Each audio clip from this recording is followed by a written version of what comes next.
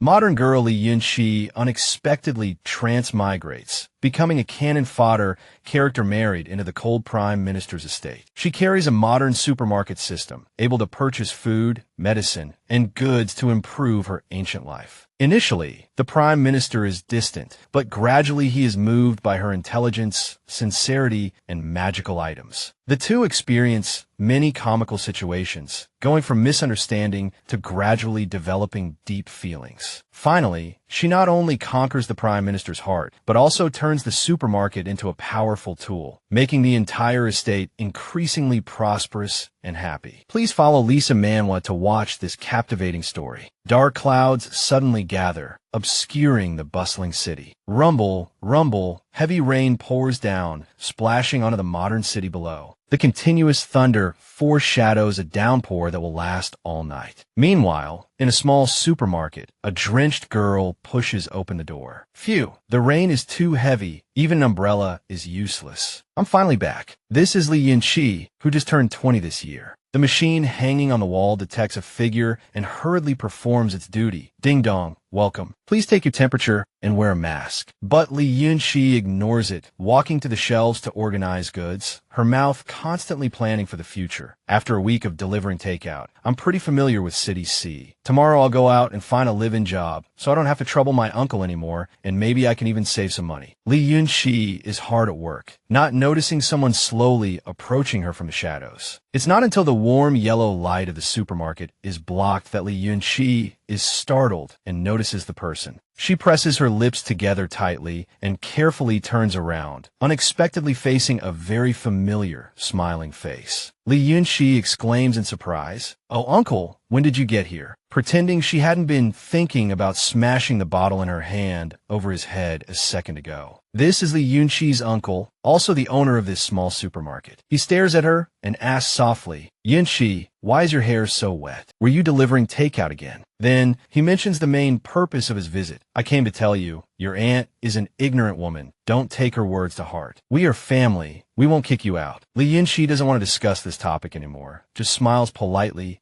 I know, uncle. It's getting late. You should go home. The rain might get heavier later." How could Luo Jing not hear her implicit dismissal? He smacks his lips and says something meaningful. "What's the rush? We, uncle and niece, haven't seen each other for so many years. We haven't had time to catch up." As soon as he finishes speaking, he immediately moves behind Li Yunxi and shamelessly takes a deep breath. "Yunxi, you smell so good. Tell me, do all 20-year-old girls smell as good as you?" The hot air near his neck makes her whole body tremble, her eyes widening. Seeing Li Yunxi freeze without resistance, Luo Jing becomes bolder, his hands starting to grope her soft buttocks. "Oh, dear, look at you. Your clothes are all soaked. How careless. Your parents passed away early. It hasn't been easy living alone all these years, right? As long as you're willing, I can take care of you." The disgusting touch and nauseating words make Li Yunxi tremble violently. "Uncle, it's raining heavily outside." As soon as she finishes speaking, she turns around and kicks the pervert's groin, finishing the second half of her sentence. "Has your brain been flooded too, you scum?" Luo Jing is not a god. Being hit there, he can only howl in pain. Ugh. Li Yunxi looks coldly at him, kneeling on the ground, angrily cracking her knuckles. "I wasted my effort, treating you as my only family in this world. What bad luck. Looks like I'll have to find a deserted place to spend the night tonight." Then she turns and leaves, leaving her uncle trembling and clutching his aching groin. Suddenly, Luo Jing's hand touches a bottle on the ground, the slight clinking sound sparking a daring thought in his mind. He endures the pain and shouts with all his might, "Damn it, try taking another step." The aggressive tone makes Li Yunxi uncomfortable. She turns back and curses, "Hey, you still want to?"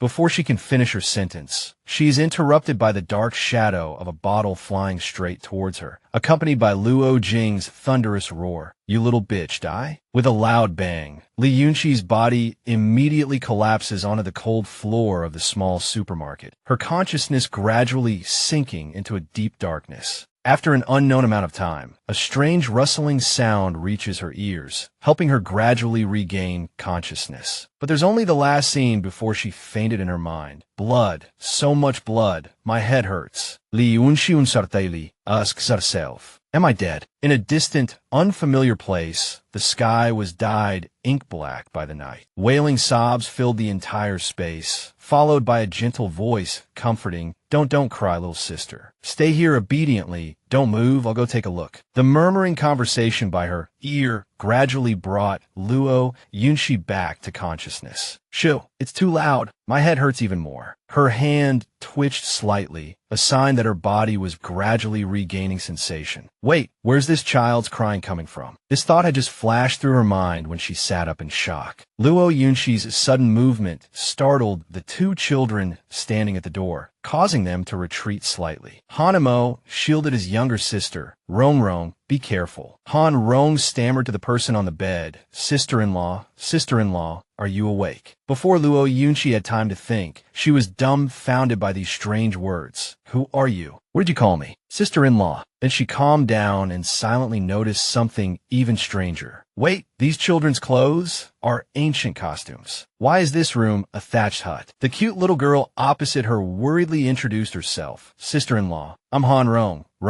But these words might have made Luo Yunshi even more suspicious, and the name Han Rong seemed a little familiar. As if to confirm her thoughts, she asked softly, "Are you two named Han Mo and Han Rong?" Then she realized why she found these children's names familiar. I vaguely remember that in the crew where I played a minor role half a year ago, the male lead's younger sister was called Han Rong, and the male lead also happened to have a younger brother named Han Mo Luo Yunshi. Couldn't help but be surprised by this coincidence. No, I must be crazy. How could there be such a thing as transmigrating after death? Her dazed look filled Han Rong's head with question marks. "Yes, sister-in-law, don't you recognize me and second brother anymore?" These words were like a bolt from the blue for Luo Yunshi. Boom! Her face paled, and she screamed inwardly, "No way, I really transmigrated." Then, Luo Yunshi gradually accepted the reality and recalled the details related to this world. The original novel of this web drama is a cool story about the male lead's rise to power, and I have a deep impression of it. Because the vicious female supporting character, who has the same name as me, Luo Yunshi, is the male lead's ex-wife. The marriage certificate, along with the background of the characters here, flashed through her mind. The male lead, Han Yi, was impoverished. When his parents were alive, they arranged a marriage with the Luo family in the neighboring village. Unfortunately, their relationship wasn't good. Luo Yunshi was used to a wealthy life, and after marrying into the Han family, she would jump into the river and try to hang herself every few days, disrupting the family's peace. So what was bound to happen happened. Han Yi couldn't bear it anymore and finally divorced her. What happened after that was exactly the same as the popular cool novels of the same era. Not long after, Han Ye's fortunes changed dramatically, and he passed the imperial examination, becoming the top scholar. The ultimate fate of the characters became clear in Luo Yunshi's mind. Later, he held great power, becoming the youngest prime minister of the Tianlong kingdom, and married the 9th princess. In this, Luo Yunshi ended up impoverished, depressed, and died. Meanwhile, the pain in her body made Luo Yunshi gasp, hiss. "No wonder my neck hurts a bit." She reached out and touched the red marks on her fair neck, murmuring her deduction. It seems that Luo Yunshi was throwing a tantrum again just now. The rope must have broken, and that's why she fainted. It must have been these two children who helped her onto the bed. Seeing that her sister-in-law was still silent, Han Rong tiptoed closer to the bed. "Sister-in-law." Luo Yunshi clearly saw the apprehension in the little girl's eyes, so she gently reached out and stroked her head. "Don't worry, I'm fine." Suddenly, Hanemo stepped forward and pulled his sister's hand forcefully, Rong. But Luo Yunshi didn't feel uncomfortable with the boy's attitude. In the novel, the original owner hated Han Ye's family and always flew into a rage. But the younger sister, Han Rong, was still young, innocent, and lively, and always wanted to get close to the original owner. She glanced at these two minor characters, Han Mo, the second son of the Han family, and Han Rong, the third child, and continued to recall some information. The 2-year older brother, Han Mo, was very wary of Luo Yunshi. At this moment, the simultaneous rumbling of the 3 stomachs broke the silence. Then Luo Yunshi casually stretched and stood up. "You two must be hungry. I'll go to the kitchen and see if there's anything to eat." She didn't notice the somewhat meaningful look in the eyes of the 2 children beside her, still lost in her own thoughts. Speaking of which, I delivered goods all day and haven't eaten anything. I'd better fill my stomach first before thinking about anything else. Soon, the group arrived at the kitchen. It was empty, with cobwebs hanging from the ceiling. This scene left Luo Yunshi speechless. I almost forgot, before Han Yi rose to prominence, his family was truly poor. Just then, a familiar voice rang in her ears. Ding, welcome. Please check your temperature and wear a mask. She tilted her head in confusion. The prompt from the supermarket entrance. Am I hallucinating? A gust of wind blew past, and Luo Yunshi squinted, covering her face. In that instant, a scene appeared, making her blue eyes widen.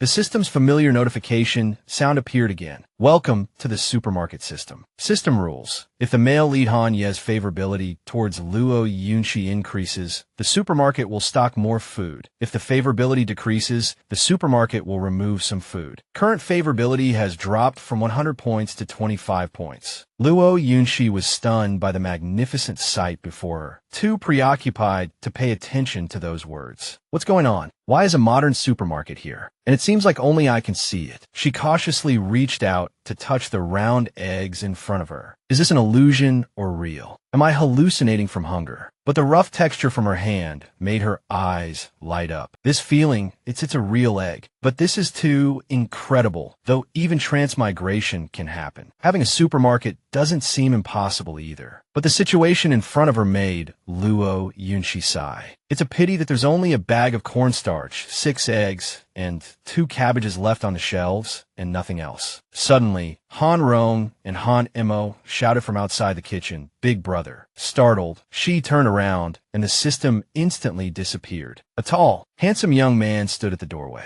This person was the eldest son of the Han family, Luo Yunshi's husband, Han Yi. Han Emo and Han Rong ran over excitedly. Brother, you're back. He chuckled and asked his younger siblings, have you two been good today? At this moment, Luo Yunshi gently lifted the curtain and walked out of the kitchen. Han Ye's appearance immediately captured her girlish heart. This young man is so handsome, with sword-like eyebrows and starry eyes, a face like jade. He really looks exactly like the description in the novel. It's just that his current appearance is that of a poor woodcutter. Even though Luo Yunshi knew, she couldn't believe that this was the future renowned prime minister. In a short period, this person would rise to become the empire's prominent prime minister. Luo Yunshi secretly hid the eggs she had just taken from the supermarket. Hiding them in her clothes, she gracefully bowed to Han Yi. Husband, you're back. You work hard. Inwardly, she couldn't help but chuckle. The future prime minister's thigh is right in front of me. How can I not hug it? But her strange behavior only made Han Yi frown even more. He warily asked in a loud voice, why are you suddenly concerned about me? At the same time, he stretched out his arms, shielding his 2 younger siblings. The system notification sounded again. Male lead's favorability decreased by 5 points, removing cabbage. This message successfully turned Luo Yunshi into a statue. Inwardly, she couldn't help but curse. What the heck? I'm showing concern for him, and he's not happy about it. Moreover, among the few items on the shelves, one was missing the cabbage. The cabbage is really gone. Both of them. Then she started to think about the worst possible future. The fact that the food on the shelves is related to Han Ye's favorability makes me want to cry. If Han Yi keeps hating me, will the food in the supermarket disappear one day? Then won't I starve? The suspicion of the 3 people opposite her grew heavier. No good deed goes unpunished. This seemingly reasonable accusation stunned Luo Yunshi. She thought sullenly, did I smile wrong just now? Should I try again? So she forced a stiff smile, trying to salvage the situation. No, husband, you go in and rest. I'll cook for you.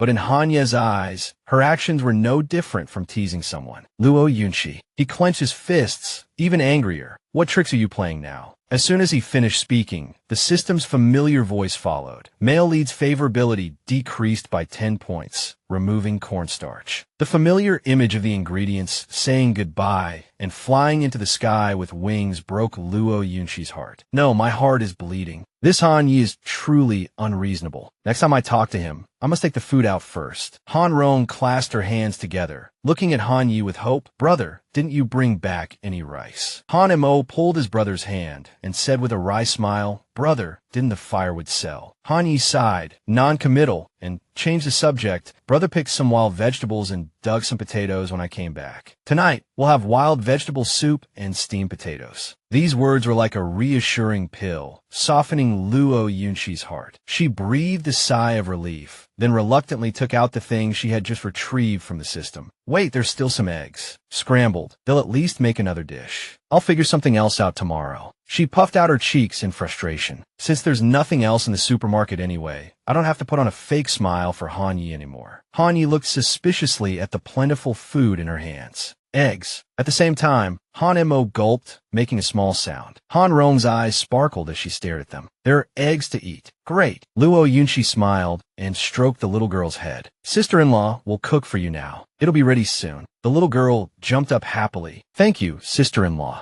Before she could turn to go to the kitchen, Han Yi grabbed her arm. Wait, he said suspiciously, pulling her back to his side. Where did these eggs come from? His overbearing attitude made Luo Yunshi rudely shake off his hand. Can't I buy them with my own money? She muttered to herself, give me back my cornstarch. Suddenly, she remembered her current situation. Oh no, was I too fierce just now? I bet his favorability will definitely drop. However, things unfolded completely differently from Luo Yunshi's guess. Han Yi folded his arms and nodded. That's more like it. Her mind raced, unable to understand what had happened. So, his favorability didn't drop. Just how arrogant was the original owner? Luo Yunshi lifted the curtain and walked into the kitchen, glancing at him while making plans for the future. Just not dropping isn't enough. I still have to find a way to increase Han Yi's favorability so the supermarket will have more food. It's a long road ahead. After a burst of clanging cooking sounds, 3 steaming hot dishes were soon ready, including the delicious golden brown fried eggs. They were placed on the table in the center of the main room. 3 plates of steamed potatoes, a pot of wild vegetable soup, and the eggs fried in the last bit of oil. Though simple, it looked tempting, but no one picked up their chopsticks. Instead, Han Mo timidly pushed the plate of eggs towards Luo Yunshi, surprising her. Sister-in-law, you eat first. Her hesitation made Han Yi frown in displeasure. What are you spacing out for? We 3 can't eat until you're full. Isn't that the rule you set? At this, Luo Yunshi scratched her face guiltily, complaining inwardly. I remember the original owner always made this family eat her leftovers. How hateful. Then she tried to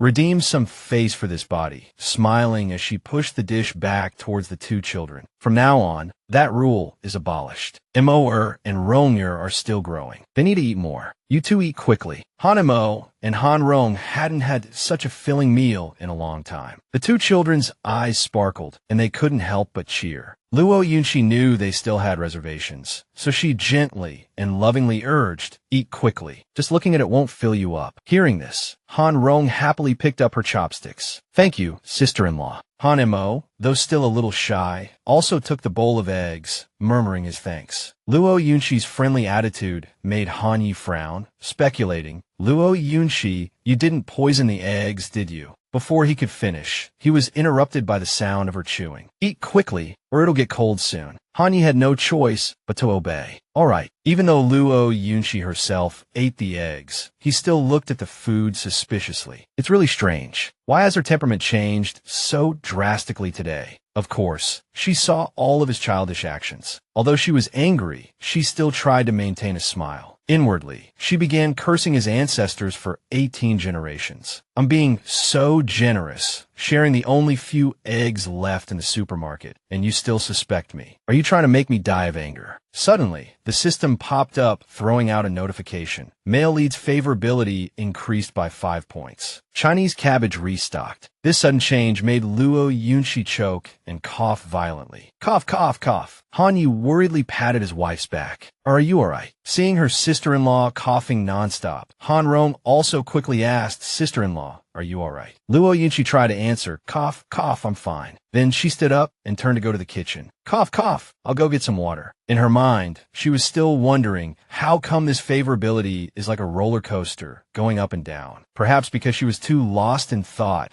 she accidentally bumped into the lips of the person standing right behind her.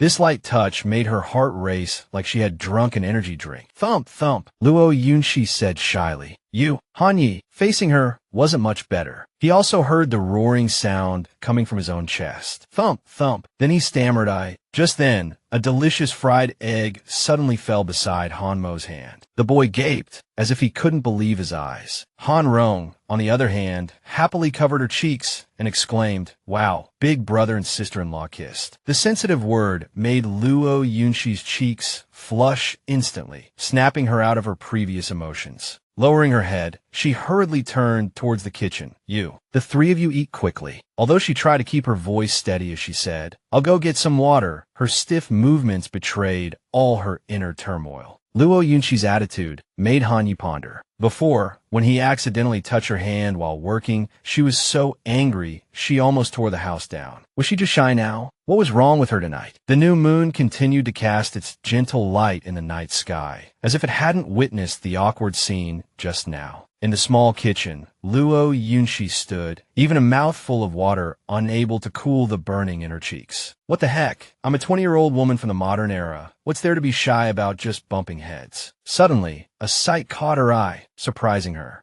A question simultaneously popped into her mind. While her features hadn't changed, they seemed a bit prettier. Luo Yunshi leaned closer to the water vat, examining her new appearance in this world. Perhaps because the original owner was so thin, her eyes appeared larger, her nose more defined. Luo Yunshi couldn't help but marvel at her new face. With looks like these, the original owner could be considered a classic beauty. The more she thought about it, the more she felt she'd discovered the truth. The original owner was so arrogant, yet Han Yi tolerated her for a year. Could it be because of this pretty face? Just then, Han Yi suddenly lifted the curtain and walked in, startling Luo Yunshi. "Are you done? Why aren't you back to eat?" Flustered, she waved her hands. I'm suddenly not hungry. You three eat, don't mind me." Unexpectedly, this gesture took on a different meaning in Han Ye's eyes. She doesn't want me near her. He turned away coldly, but his next words revealed his concern. "I've left some food for you. Go eat a little. I'll wash the dishes and then help Han Mo and Han Rong bathe. It's time for them to sleep." Luo Yunshi echoed the word in her mind with horror. Sleep. A terrifying realization dawned on her. That's right. What about sleeping at night? Did she really have to share a blanket with him? Romantic images and wild thoughts began to swirl in her mind. I remember that kind of intimate thing. The two of them from their marriage until now have never. But just now, Han Ye's favorability increased. Would he ask her to fulfill her wifely duties? Tonight, this dark night, it wasn't long before Han Rong and Han Mo, the two children, were snoring soundly. Han Yi thoughtfully adjusted their sleeping positions and tucked the blanket around his adorable younger sister. Meanwhile, Luo Yunshi sighed as she sewed. I originally wanted to wait until Han Yi fell asleep before I slept, so I deliberately dawdled with some embroidery. Man plans, God laughs. Who knew he'd dawdle even longer than me? If I'd known this, I should have slept with Han Mo and Han Rong. Now I can't squeeze in anymore. The distance between the two of them now was probably a million miles, sitting so far away from me, as if I'd eat him. Though a bit puzzled, she secretly breathed a sigh of relief. It seems he doesn't want to be close to me right now. I'm safe for the time being. Suddenly, Han Yi turned his head towards Luo Yunshi. Their eyes met unexpectedly, startling her. But he didn't say anything, just turned his head back and continued weaving the unfinished bag in his hands. By this time, Luo Yunshi had completely lost her patience. "Hey, big brother, you're still weaving. How late do you plan to stay up? I'm so sleepy." Complaining internally wasn't going to solve anything, so she decided to stand up. Then she leaned close to Han Ye's ear and asked softly, "Hey, aren't you going to sleep yet?" He turned his head, looking puzzled, then stated the obvious with a hint of awkwardness. What's wrong with you today? Usually you sleep first, and then I can go to bed." Finally, she understood the reason, and the reason was herself. Luo Yunshi wearily held her head in her hand. "I was wrong before, okay." Han Ye's hands didn't stop moving as he retorted, "Are you sure you won't be like last time? Tricking me into lying down and then picking a fight with me. My younger siblings are still young. I don't want to scare them. I'm getting more and more dissatisfied. This is also the reason why I have been tolerating you."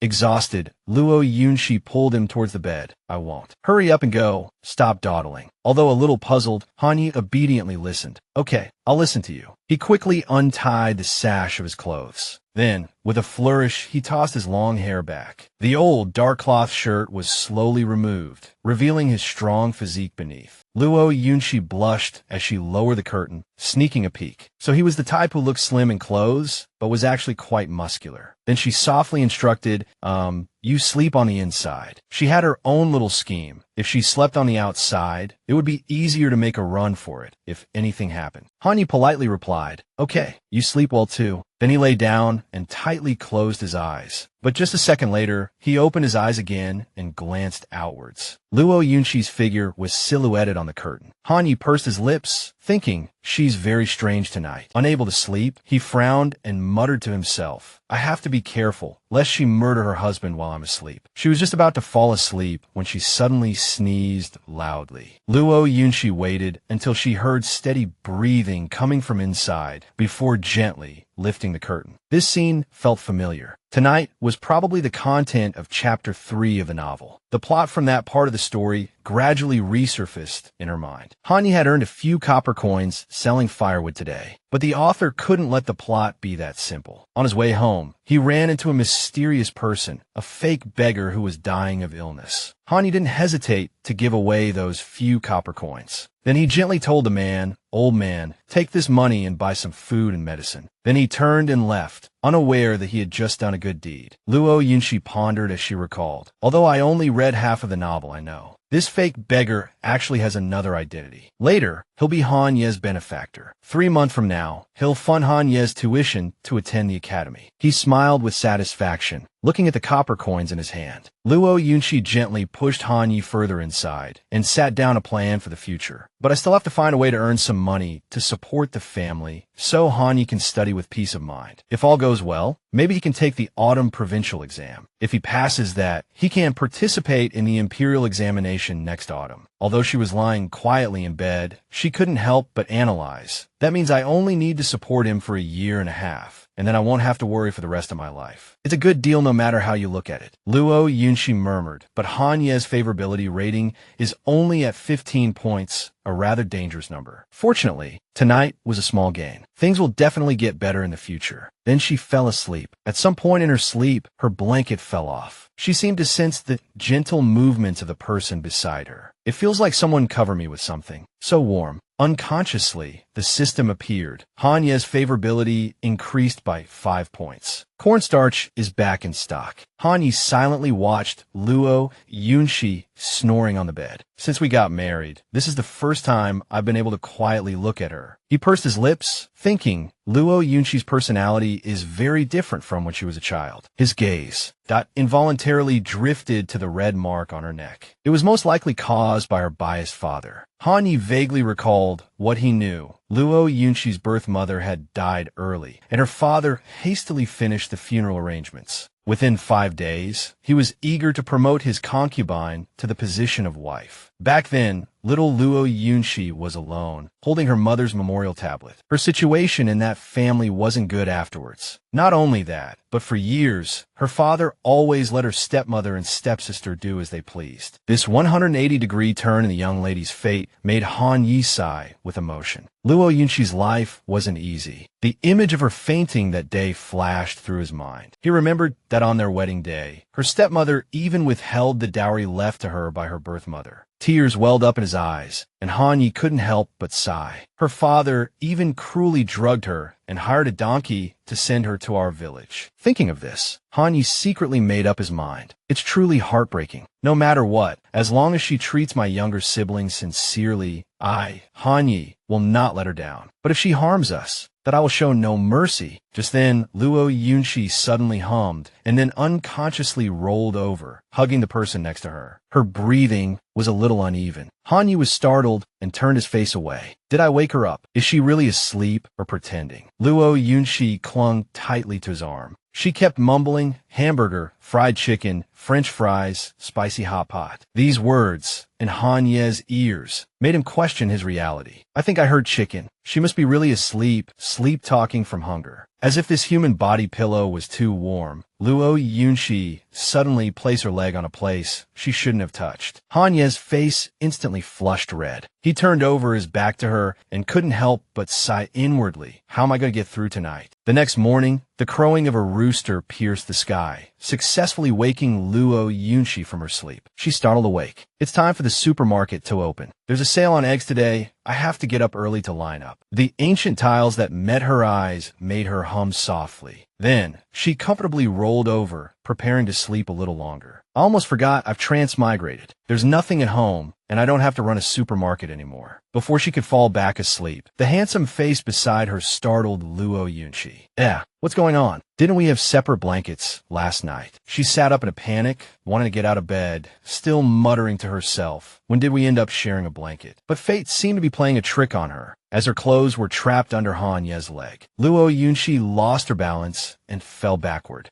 Then, in a perfect arc, she landed right on Hanye's chest. At this moment, she hadn't yet realized her predicament, only crying out in pain. Just as she was about to push herself up, he woke up too. Their eyes met, and their hearts pounded uncontrollably. Thump, thump, thump. Luo Yunshi, blushing and flustered, shrieked and scrambled off of Hanye. Then, shyly fiddling with her hair, she pretended to be calm and asked, "You're awake?" Hanye wasn't much better off, stammering in reply, "It's getting late. I should go up the mountain and chop wood." As he dressed, he muttered to himself, what was she mumbling about just now? What's a supermarket? Just then, Han Rong's childish voice rang out from outside. "Sister-in-law, are you awake?" Then, the little girl smiled as she lifted the curtain and walked in. "Please wash up." Han Mo walked in front, his hands trembling as he carried a basin of water almost as big as himself. This scene caused a pang of heartache in Luo Yunshi's heart. It seemed this was another rule set by the original owner. The original owner really is... How could she be so cruel as to make such young children wait on her? Thinking this, she quickly reached out to help Han Mo. "This basin is too heavy. Give it to me." Both children were surprised by this gesture. Then, Luo Yunshi did something even more unexpected. She hugged the two children in front of her and whispered, "From now on, sister-in-law will do this kind of thing. Han Mo only needs to take care of his younger sister. Understand?" The original owner's roaring, demonic image resurfaced in her mind. "Every day,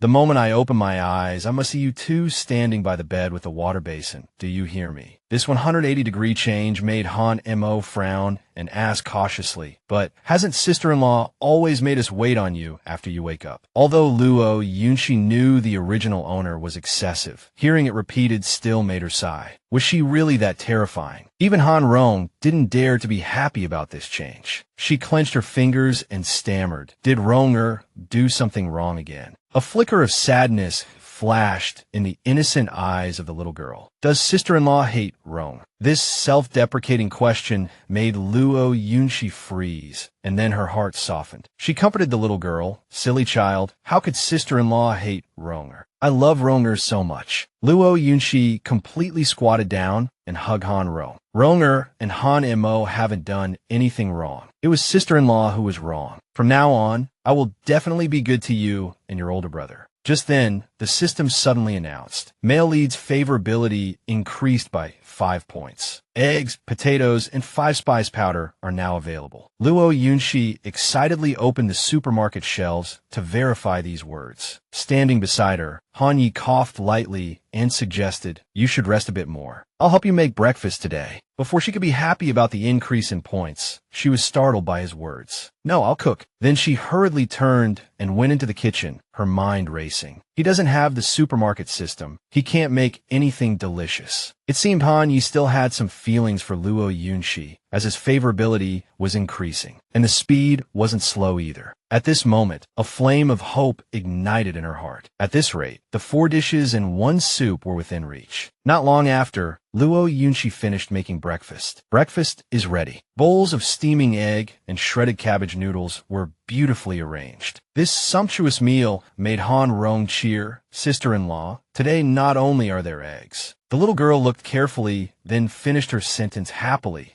But there are also noodles. Han Rong's enthusiasm seemed to infect Luo Yunxi, who lovingly stroked the little girl's head. Eat quickly. It won't be good when it's cold. But Han Yi couldn't calmly accept the food. It wasn't even summer yet. So where did the fresh cabbage come from? And the fine corn flour for noodles? The kitchen had clearly been bare before. His barrage of questions left Luo Yunxi speechless. She racked her brain, wondering if Han Ye's favorability had increased because she'd unknowingly slept in his bed last night, causing the cabbage and corn flour that had been out of stock to be restocked. With a straight face, she explained, I got these from my parents' house after making a scene. I was going to hide them and eat them myself, but then I thought we should live our lives properly, so I brought them out to share. She sighed inwardly. I can't tell Han Yi about the supermarket system. He's not easy to fool. I can only try to muddle through. Unexpectedly, Han Yi actually believed her. So that's how it is. Make a note of what you took. After I sell the firewood and earn some money today, I'll return it. Don't borrow things from your parents' house anymore. We'll manage our own lives. Luo Yunxi breathed a sigh of relief and waved her hand dismissively. I hear you. Eat quickly. Inwardly, she couldn't help but admire his integrity. It seems the excuse of borrowing from my parents won't last long. I need to find a way to earn money quickly. Just then, Han Rong noticed something was amiss. Sister-in-law, where are your noodles? Her plain bowl stood in stark contrast to the other 3 bowls of golden noodles, prompting her to ask, why are you only having watery vegetable soup? Luo Yunxi gave an awkward laugh and vaguely explained, I don't want to eat. The 3 of you don't need to worry about me. Mentally, she applauded herself. I'm so noble. Actually, I'm hungry too, but there isn't much corn flour left. I still need to conserve it. Luo Yunxi figured it was alright to skip a meal. When Han Yi comes back tonight, after earning money, I'll have a good meal then. I've eaten everything imaginable in the modern world, but these 3 are always hungry. She didn't expect what happened next. Han Mo put down his chopsticks with a frown. If you're not eating, we're not eating either. Han Rong nodded in agreement. Exactly. Luo Yunxi looked at the 2 children with warmth. Rong and Mo. This warmth makes me determined to raise and educate these 2 well-behaved and sensible children, even without Han Yi. At that moment, Han Yi turned his head and pushed his bowl of noodles towards her. I haven't touched it. You eat it. She was stunned by this gesture. Before she could say anything, the system panel suddenly appeared before her eyes. Along with it came the familiar mechanical voice. Male lead's favorability increased by 5 points. Eggplant, bok choy, pumpkin, and sweet potato are now available. Unable to contain her excitement, Luo Yunxi slammed the table and stood up. Han Yi. But her outburst made Han Yi frown warily. What are you doing? The system promptly reported. Male lead's favorability decreased by 10 points. Eggplant and pumpkin removed. This roller coaster ride left Luo Yunxi emotionally and mentally drained. She pressed her hand to her forehead. You need to work and earn money, and Ronger and Mo are still growing. None of you can lack nutrition, so the 3 of you eat the noodles. As soon as she finished speaking, a large teardrop plopped onto the table. She shot Han Yi a resentful glance. I just wanted to say that. Did he have to be so guarded? As if I'd eat him alive. She was screaming internally, give me back my eggplant. Give me back my pumpkin. Her sudden outburst startled Han Yi, leaving him at a loss. He stood there dumbfounded, thinking she used to cry and make a fuss, but this is the first time I've seen her cry like this. Did I scare her just now? Han Rong gently hugged Luo Yunxi and comforted her. Sister-in-law, why are you crying? Don't cry. Ronger will be good. She smiled and wiped her tears. I'm Fine. I just got something in my eye. Han Mo turned to his brother, urging him angrily. Big brother, say something nice. Han Yi didn't know what to say. He simply took out a handkerchief and offered it to Luo Yunxi, then bent down and softly apologized. Yunxi, don't cry. I was wrong just now. His affectionate words stunned her for a moment, and she shyly reached out to take the handkerchief. He's calling me by my name again. Seeing her accept his gesture, Han Yi immediately grabbed his basket and rushed out the door. Don't worry, I'll definitely buy rice today. Luo Yunxi called out anxiously. Hey, wait, you barely ate last night, and now you're going to chop wood without eating anything. How can your body handle it? But he didn't listen at all and just left. She sighed and sat back down at the table. Oh well, I'll eat first. She wasn't worried.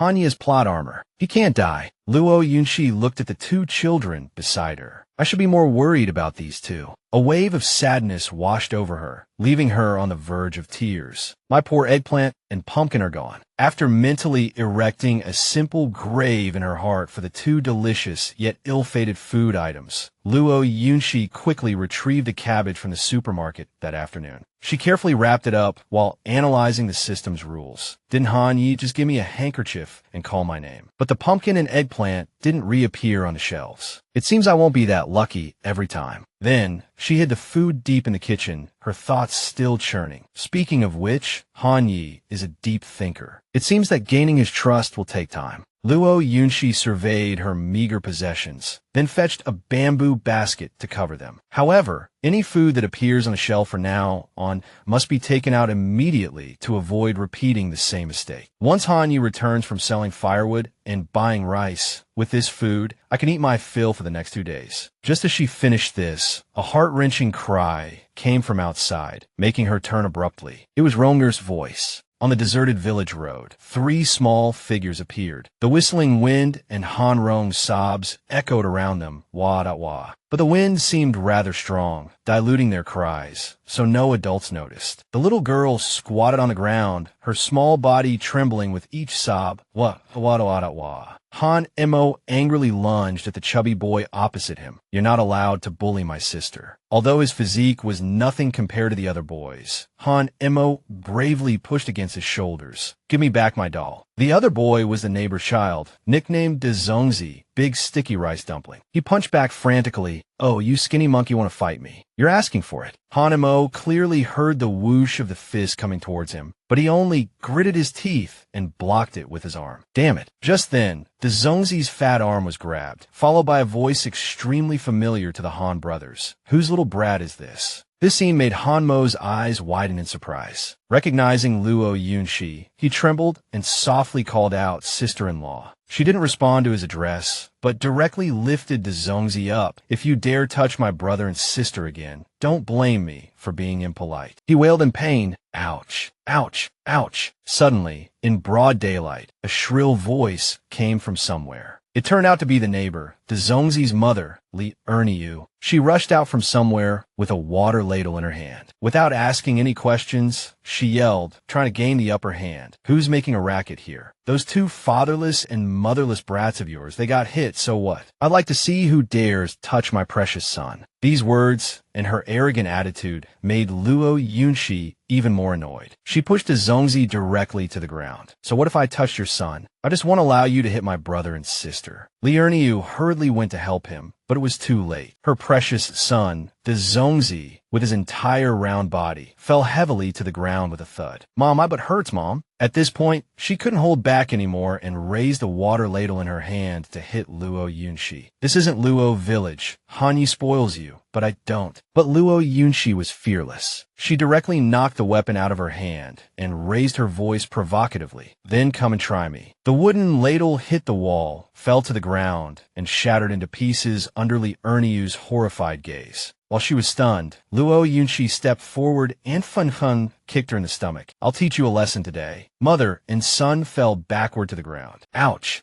Zongzi cried out worriedly, Mom. Are you okay? Mom. Li Erniu rubbed her back while wondering to herself. This girl used to be a weakling who couldn't do anything. Where did she get so much strength today? Knowing she couldn't win in a fight, she changed her tactics, throwing herself on the ground and rolling around while yelling. Somebody help. Come and see. Han's wife is bullying people. She's trying to kill someone. Luo Yunshi is relying on her rich family to kill someone. Before long, the commotion attracted the surrounding villagers. What's going on? What's wrong with Luo Yunshi again? Unfortunately, no one took her side. Isn't it just her Zongzi bullying the Han children again? They just watched and gossiped curiously, but doesn't that Luo Yunshi dislike those 2 children? Why is she fighting Li Erniu for them today? The shrill voices made Luo Yunshi uncomfortable. She scowled and cracked her knuckles. Stop your nonsense. If it weren't for your brat bullying my brother and sister first, I wouldn't bother with a shrew like you. Make your son apologize to my brother and sister. Of course, Li Erniu refused to admit fault, retorting, "Did anyone see my son bullying them?" Emboldened by his mother, De Zongzi also started shouting, "Yeah, I didn't bully them." Luo Yunshi couldn't help but admire their shamelessness. She sneered and exposed them directly. Rong'er's doll is still hanging from your son's belt. You still claim you didn't bully Rong'er and AMO. Lying will send you straight to the 18th level of hell. How about that? She gritted her teeth and delivered the final blow. Do you dare to bet your son's life on it? At this, De Zongzi panicked and turned to look at the doll on his waist, while Li Erniu was rendered speechless, unable to refute. Inwardly, she cursed Luo Yunshi 100 times. This little slip of a girl, ever since she married into the family, had only dared to act arrogant in front of the Hans. She still couldn't believe what was happening. Outside, Luo Yunshi wouldn't even dare to raise her head, let alone speak a word. How could she have become so vicious today, refusing to suffer even the slightest loss? Suddenly, Luo Yunshi noticed the glint of a sickle in someone's hand and, without hesitation, snatched it, saying only, "Let me borrow this." Seeing the weapon in her hand and her murderous approach, Li Erniu and her son huddled together in fear. What do you want to do? Luo Yunshi gritted her teeth and spat out 2 words, "Apologize." Simultaneously, she brandished the sickle at them. They didn't dare to resist, only clinging to each other and trembling. This terrifying display finally broke De Zongzi's defenses. He burst into tears, his face streaming. I'm sorry. I shouldn't have taken Han Rong's doll. As soon as he finished speaking, Li Erniu pinched him hard on the cheek. "You useless thing. How could you fall for that?" De Zongzi cried out in pain and dropped the doll. Wah. Mother and son scurried home, not forgetting to yell a threat over their shoulders. "Hey, you Luo, family girl. Just you wait. This isn't over." Luo Yunshi bent down and picked up Han Rong's doll. As she sneered and retorted, "Humph, I'm ready anytime." She turned and returned the sickle to the villager. "Thank you, uncle." The onlookers murmured amongst themselves. The meek are afraid of the strong, and the strong are afraid of the reckless. Huh, is that really Han Ye's wife? She's like a different person. Some worried for Luo Yunshi. But that Li Erniu has someone backing her. Now that Luo Yunshi has offended her, she'll probably face retaliation. They continued to gossip, but Luo Yunshi paid them no mind, turning to the 2 children. "Rong'er, Imo, are you hurt?" "Let me see." Han Imo lowered his head, his voice choked with tears. "Sister-in-law, didn't you tell us not to fight back, in case we hurt someone and couldn't afford to compensate them?" Luo Yunshi breathed a sigh of relief and stroked his head. "I was wrong before. I won't say that again. You did well today, Imo. If anyone bullies your sister again, hit them. Don't be afraid. I'm here for you." As soon as she finished speaking, Han Rong threw herself into Luo Yunshi's arms, crying, "Wah, sister-in-law is so good." Luo Yunshi crouched down and comforted the little girl. "Rong'er, be good, don't cry. I know Big Brother is busy chopping wood, and you 2 don't want to burden him, so you endure even when you're wronged, right? From now on, I will protect you. I won't let you suffer anymore." This approach successfully changed Han Mo's perspective. "Sister-in-law," he thought, "our parents passed away when Rong'er and I were very young." The boy vaguely remembered a kind yet distant figure from his memories. Big Brother raised us, so our impression of mother is blurry. Although sister-in-law's personality has changed drastically, I've always been reserved towards her. Han Mo continued to ponder as he watched the 2 in front of him. But just now, the way sister-in-law comforted Rong, Luo Yunshi was still soothing Han Rong. "Don't cry." Suddenly, 2 tears rolled down Han Mo's cheeks. "She really looks a bit like." She smiled gently and extended her hand to him. "All right, let's go home." Her appearance overlapped with the person Han Mo longed for every night, his mother, as he remembered her. After this afternoon's events, Han Mo no longer hesitated. He reached out and shyly took Luo Yunshi's hand. He was still hesitant to fully trust her. The past impressions were too deep. But Big Brother had once said, "Time reveals a person's true nature." I can't completely change my opinion of sister-in-law so quickly. I still need to observe her more. Luo Yunshi smiled, holding Han Rong and leading Han Mo home. "The sun is almost setting. Your Big Brother should be back soon. I wonder if he'll bring rice back tonight." That evening, as the moon hung high in the inky black sky, the 3 of them heard a familiar voice. "I'm home." Luo Yunshi stared at the creature lying on the table. He hadn't just bought rice. He'd also hunted such a large pheasant. Han Yi accepted the water cup and said happily, "We'll have chicken soup tonight. You and the two little ones must be craving meat." Luo Yunshi stood up happily and replied, Okay. The three of you must be starving. I'll go cook right away." She couldn't help but feel secretly delighted. Why hadn't she thought of this before? A seemingly brilliant idea came to her. Could she ask him to hunt for more game in the woods where he chops firewood to improve their meals? But this thought was immediately interrupted by Hanmo's worried tone. "Big brother, did you go into the deep forest to hunt this pheasant?" Han Yi remained silent, offering no reply, but his hand holding the water cup paused abruptly. This was the clearest answer. Images of large beasts flashed through Hanmo's mind, accompanied by the villagers' shrill cries. "There's a bear in the depths of the forest. Several people in the village have lost their lives." Then, the boy worriedly said to his brother, "We don't want to eat meat. We just want Big Brother to be safe. Please don't go into the deep forest again." This information startled Luo Yunshi. Such a thing existed. She silently analyzed the situation. No wonder the villagers rarely hunted game, even though they lived next to this forest. Han Yi didn't argue with the boy. Instead, he agreed with a smile. "Okay, Big Brother promises you. But we have chicken to eat tonight. Be happy, okay?" Han felt the warmth on his head and happily obeyed.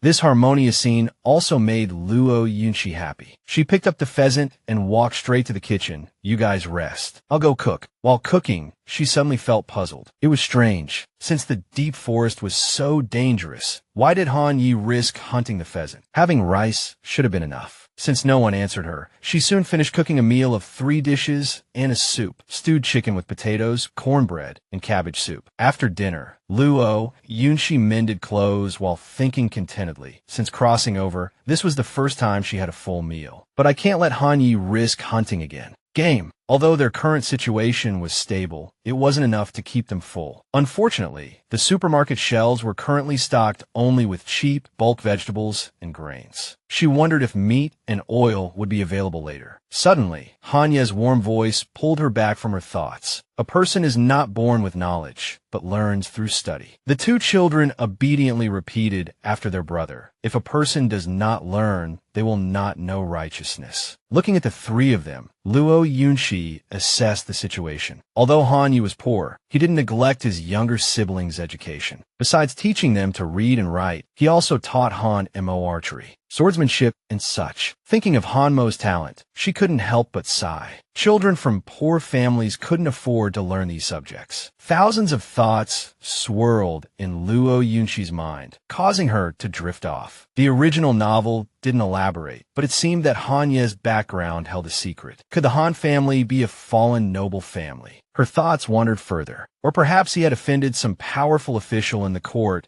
and been demoted to this place, gradually falling into poverty. She would have to find an opportunity to ask him when their relationship eased up a bit. However, this staring gaze didn't escape Hanmo's notice. The boy stood up and said to Han Yi, "Big brother, it's getting late. I'll take Ronger to wash up first. You and sister-in-law should rest early too." Han Yi is smiled, stråkning till sleepy Han Rong. Okay. Before leaving, Han Mo leaned in and whispered to Han Yi, "Big brother, sister-in-law has been looking at you all night. Anyway, Ronger and I will be very well behaved tonight and won't disturb you." Having completed his mission, he took his sister's hand and walked out. "Ronger, let's go wash up." The boy's words made Han Ye's entire face flush. Emoer was so young. How could he understand so much? At that moment, Luo Yunshi beckoned and called out, "Han Yi, come here. I have something important to discuss with you." This coincidental action, combined with Hanmo's words, made him blush. Could Emoer really be right? After sitting down, Han Yi cleared his throat and asked, "Ahem, did you like the chicken tonight? Although it's not the KFC you were dreaming about last night. Is that something the Luo family often eats?" Luo Yunshi was a little surprised by the familiar, yet distant term KFC. Had she been talking in her sleep last night because she was hungry? As if realizing something, she slapped the bed. "So you went hunting because of my sleep talking?" A flicker of guilt flashed through Han Ye's eyes. "You were a rich young lady before. Within my capabilities, I want to try my best to satisfy you."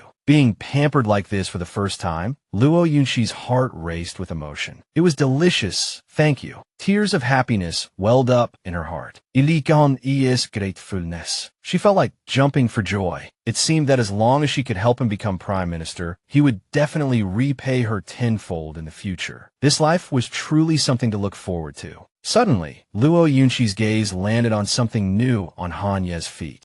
She asked curiously, are those new shoes? I just noticed. Who gave them to you? He softly explained, it was Xiao Mei from the Xia family at the edge of the village. She often weaves little things like straw sandals, baskets, and nets, and asked me to take them to the market to sell for her. Luo Yunqi's gaze fixed on the shoes, her voice flat and revealing no emotion. The craftsmanship is good. She seems very experienced. Staring at them, she continued her objective assessment. And the soles are quite thick. She must have put a lot of thought into them. However, Han Yi misunderstood her words. He quickly waved his hands. Don't overthink it. This is just returning a favor. There's nothing between us. He inwardly groaned. Oh no, she's probably gonna make a fuss about this again. He was so afraid because something similar had happened before. I saved a little girl from drowning before, and she kept saying I had ulterior motives towards the child, that I was a pervert. But this time was completely different from what Han Yi expected. Luo Yunqi excitedly snapped her fingers. Great. I also know how to weave small things. Find a chance for me to meet Xiao Mei. We can exchange weaving techniques, and then I can earn money to save for your tuition. The word tuition made Han Yi freeze. Tuition. Luo Yunqi then remembered the purpose of this conversation. Oh right, I was thinking about our future. She earnestly laid out her plan. Han Yi, I know you've always wanted to go to school. From now on, try to save the money you earn from selling firewood. Combined with the money I earned selling woven goods with Xiao Mei, we'll soon have enough for you to go to school in town and take the imperial exams. Han Ye's eyes and mouth formed O's in surprise, and he was speechless. Then he hesitantly asked, didn't you used to be against me going to school? You said even if I studied a lot, I wouldn't put food on the table, and it would be better to earn money quickly. Luo Yunqi gave a wry smile and vaguely replied, that was before. Don't bring it up again. She then gently returned to the main topic. There is gold to be found in books. A man's ambition should be to study. You want to make something of yourself, right? Han Yi. Although puzzled, Han Yi gradually started to believe her. She's willing to let me go to school. She can't be acting, right? Just then, the system reappeared. Male lead's favorability increased by 5 points. Soybean oil, pork, corn flour, eggplant, and pumpkin are now available. Luo Yunqi cheered happily. Oh my god, he's actually happy that I'm letting him go to school. Looking at the well-stocked supermarket, she felt like she had struck gold. Not only are eggplant and pumpkin back, but there's oil and meat too. She couldn't help but turn and tightly grasp his hand. I believe you will definitely pass the exams. I have high hopes for you. She started to calculate in her mind. I have to strike while the iron is hot and see if I can get some other food items listed. But perhaps this sudden touch made Han Ye's mind go blank. He could only stare, unable to think. Luo Yunqi followed his gaze downwards. Only then did she notice their intimately clasped hands. Flustered, she let go. I am sorry. Han Yi smiled and returned to the topic. If I really can go to school, I will definitely study hard. He also didn't forget to make a promise. But I will also definitely not let you go hungry or cold while I'm studying. I will work hard to support the family. Luo Yunqi crossed her arms, striking a confident pose. Don't worry, we won't starve. I'll go back to my parents' house in a few days and borrow some rice. We'll pay it back all at once after you pass the imperial exams. She breathed a sigh of relief. Scholars are often the most heartless, but Han Yi saying these words proves he's not a hypocritical and selfish person. He's very responsible.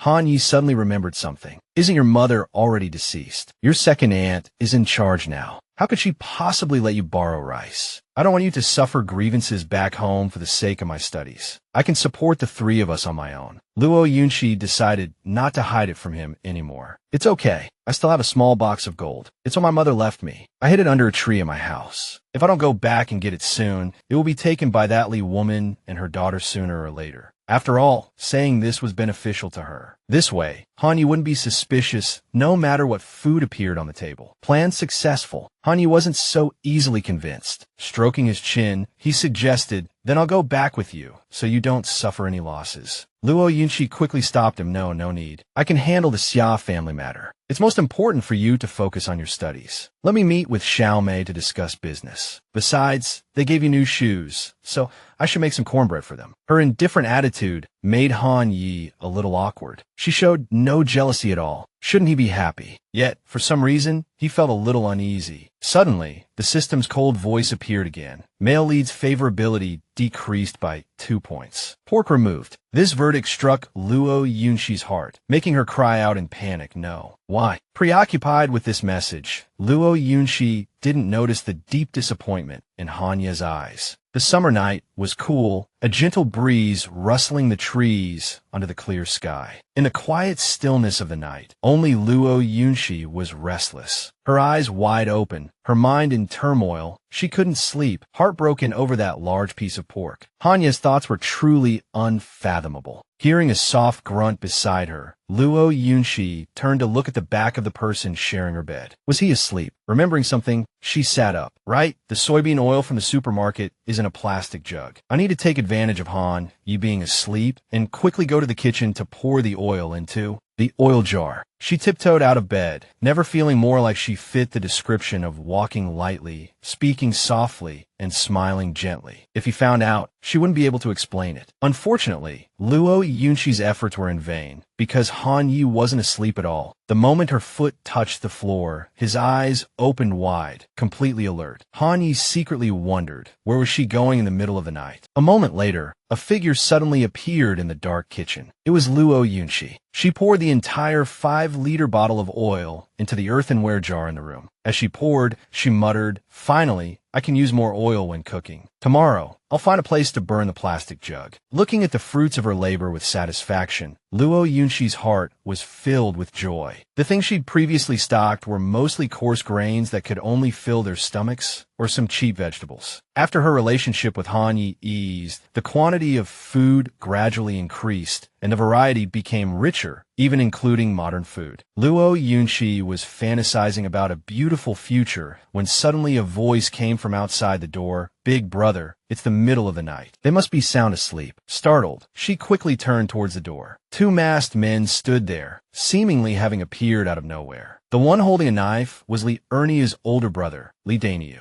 He said hatefully, "That bitch from the Han family dared to bully our little sister. Today, I'll make her kowtow and apologize in front of Erniu." Li Santai, Erniu's younger brother, who had just picked the lock, chimed in. "They stewed chicken tonight. I could smell it from next door. Let's see if we can grab some food to take back." But the thin cloth on their faces could only cover their faces, not the distinctive air of villainy about them. Luo Yunshi recognized them at a glance. They were Li Erniu's 2 brothers. They not only climbed over the wall into the courtyard, but also picked the lock of their main room. Luo Yunshi rummaged around for a moment, then picked up something. She approached the old door curtain and slowly reached out. Wham! "Your grandma's here." Luo Yunshi suddenly appeared in front of the Li brothers, but she overestimated her fighting ability. Before Luo Yunshi could make a move, Li Santai grabbed her and covered her mouth. He threatened in a low voice, "Don't yell." Li Daniu held the knife to her cheek. "Not bad looking. Behave yourself, or I'll carve up your face." As he was viciously threatening her, a cold voice suddenly sounded from behind. "You dare." The owner of the voice was none other than Han Yi. Before Li Daniu could speak, he kicked him, sending him flying. Li Daniu crashed heavily to the ground, cried out in pain, and then fainted. Not only were the Li brothers surprised, but seeing her husband there, Luo Yunshi was equally bewildered. She subconsciously called out, "Han Yi." Remembering Li Daniu lying stiffly on the ground, she couldn't help but wonder, did Han Yi already know martial arts?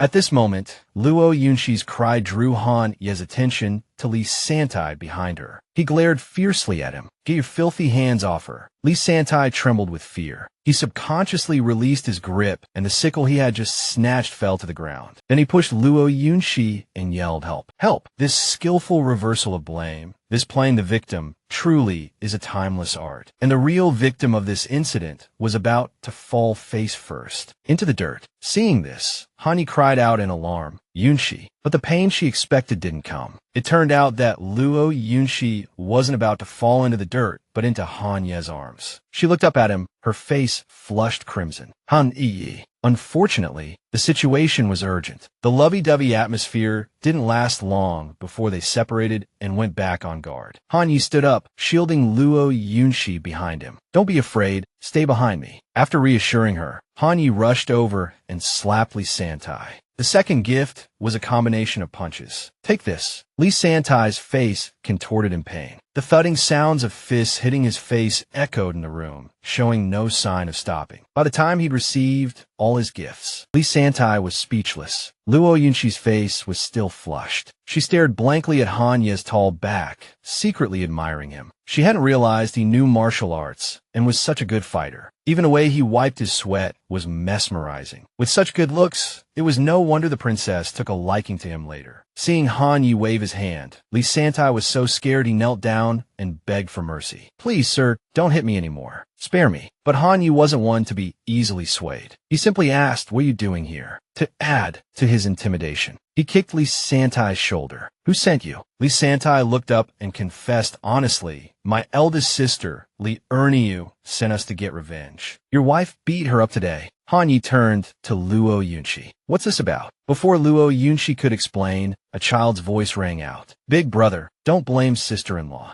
Han Mo and Han Rong ran to Luo Yunxi's side. The little girl sobbed as she explained, "The Zongzi pushed me and tried to hit second brother, so sister-in-law taught him a lesson. Then Zongzi's mom started fighting with sister-in-law." Luo Yunxi smiled gently and comforted Han Rong. There, don't be afraid. It's all right now." Her heart was filled with warmth. A child's feelings were the purest. She hadn't spoiled Ronger and Mo for nothing. Seeing his sister cry, Han Mo spoke up and finished the story. "Yeah, big brother, sister-in-law was just protecting us from being bullied. You didn't see this morning? Sister-in-law didn't just hold her own. She kicked Li Erniu so far. Sister-in-law was so cool. I want to be like her when I grow up." Hearing the boy getting carried away, Luo Yunxi smiled wryly. "I was trying to stop you from being bullied, not encourage you to fight." She inwardly broke out in a cold sweat. What if Han Yi heard that and thought she was violent? His Algondu would drop again, and the cornstarch would be off the shelves. Watching this scene, the corners of Han Ye's mouth gradually curled up. So that's what happened. He had his own judgment. The way she looked at Ronger and Moer had become so gentle. That kind of genuine affection couldn't be fake. Regardless, the system notification popped up. Male leads favorability +2. Cornstarch is now available. Seeing the newly unlocked item, Luo Yunxi's eyes lit up. Another bag of cornstarch. It seemed that Han Yi cared more about her protecting his siblings than about her fighting. This made her overjoyed. Great. She wouldn't have to worry about their staple food for the next half month. In this heartwarming moment of family reunion, Li Santai suddenly hugged Han Ye's leg. "Since we're neighbors, please spare us this time. We won't dare do it again." Luo Yunxi went up to her husband and whispered in his ear, "Let's not cause more trouble. A lesson is enough." Han Yi naturally listened to his wife and replied,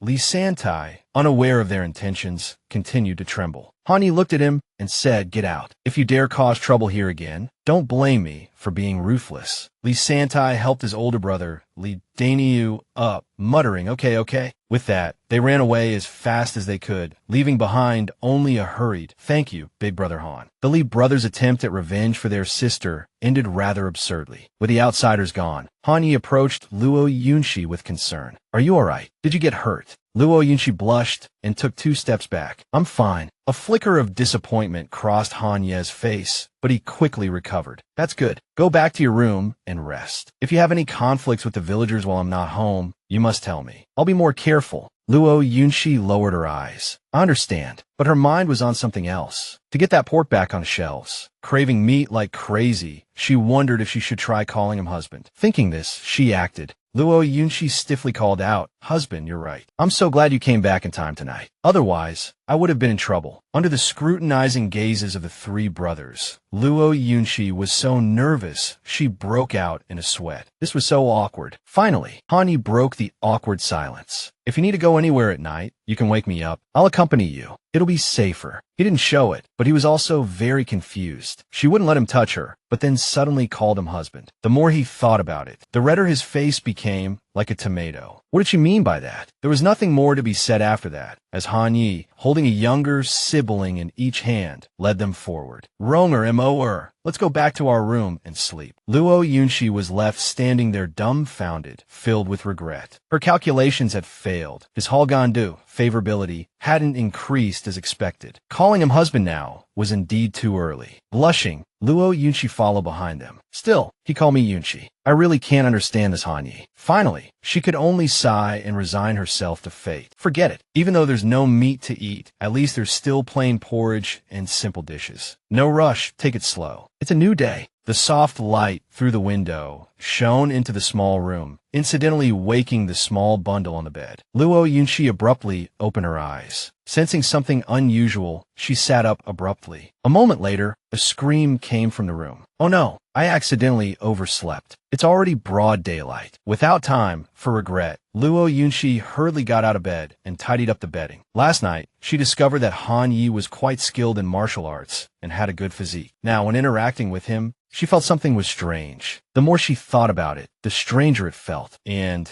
she didn't know why. But last night Han Yi kept tossing and turning, causing her to worry and fall asleep very late. Thinking of this, her face immediately flushed crimson. A tempting aroma suddenly drifted into Luo Yunshi's nose. She subconsciously sniffed.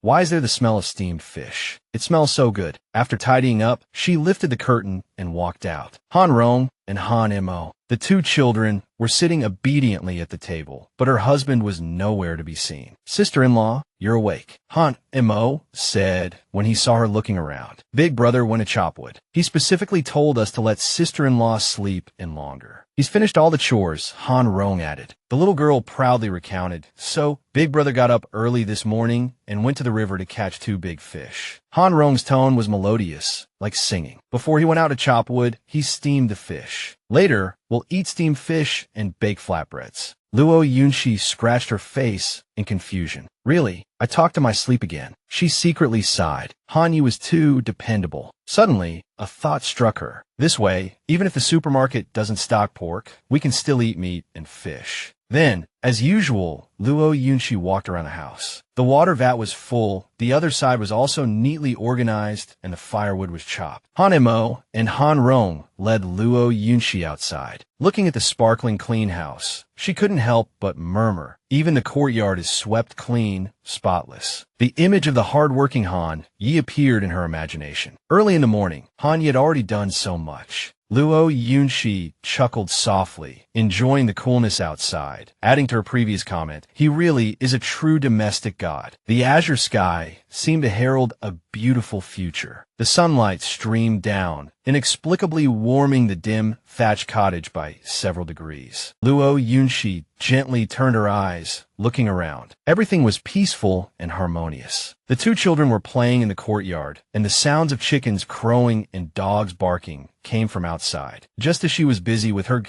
sentimental musings, the aroma of food wafted from the kitchen. In the distance, Han Mo and Han Rong suddenly waved. Sister-in-law, we're going out to play. Luo Yunshi waved back at the children. Be careful, don't go too far. Deep down, a chord was struck within Luo Yunshi. My mother died early, and I grew up dependent on others, rarely feeling the warmth of family. I didn't expect that after transmigrating into this book, I would be moved by this ordinary daily life. She smiled faintly and murmured, although ordinary, it makes me feel at ease and secure. Just then, the domestic god Han Yi entered the house, carrying his spoils. I'm back. Luo Yunshi went forward to greet him. You've worked hard. Then, she looked curiously behind him. Who are these 2? Han Yi pointed to a beautiful young woman and introduced her. This is Xia Shangwei, the younger sister of the Xia family, who weaves straw sandals. Xia Shangwei nodded to Luo Yunshi. Hello, sister-in-law. Her voice was as gentle and sweet as she was. Han Yi continued to introduce the other person. This is Lu Changwu, my good brother who went with me to chop wood. Lu Changwu shyly scratched his head. Hello, sister-in-law. Big brother Han saved our family's lives, so if there's anything you need, just tell me. Seeing that they both knew her identity, Luo Yunshi didn't introduce herself further. She smiled brightly and welcomed them. It's nothing. You 2 are too polite. Komein, Komein. Lu Chengwu quickly waved his hands. No, Big Brother Han, and I still need to go to town to sell the firewood. He felt puzzled. Strange, sister-in-law was so warm and generous, completely different from what he had heard. Not as rude and barbaric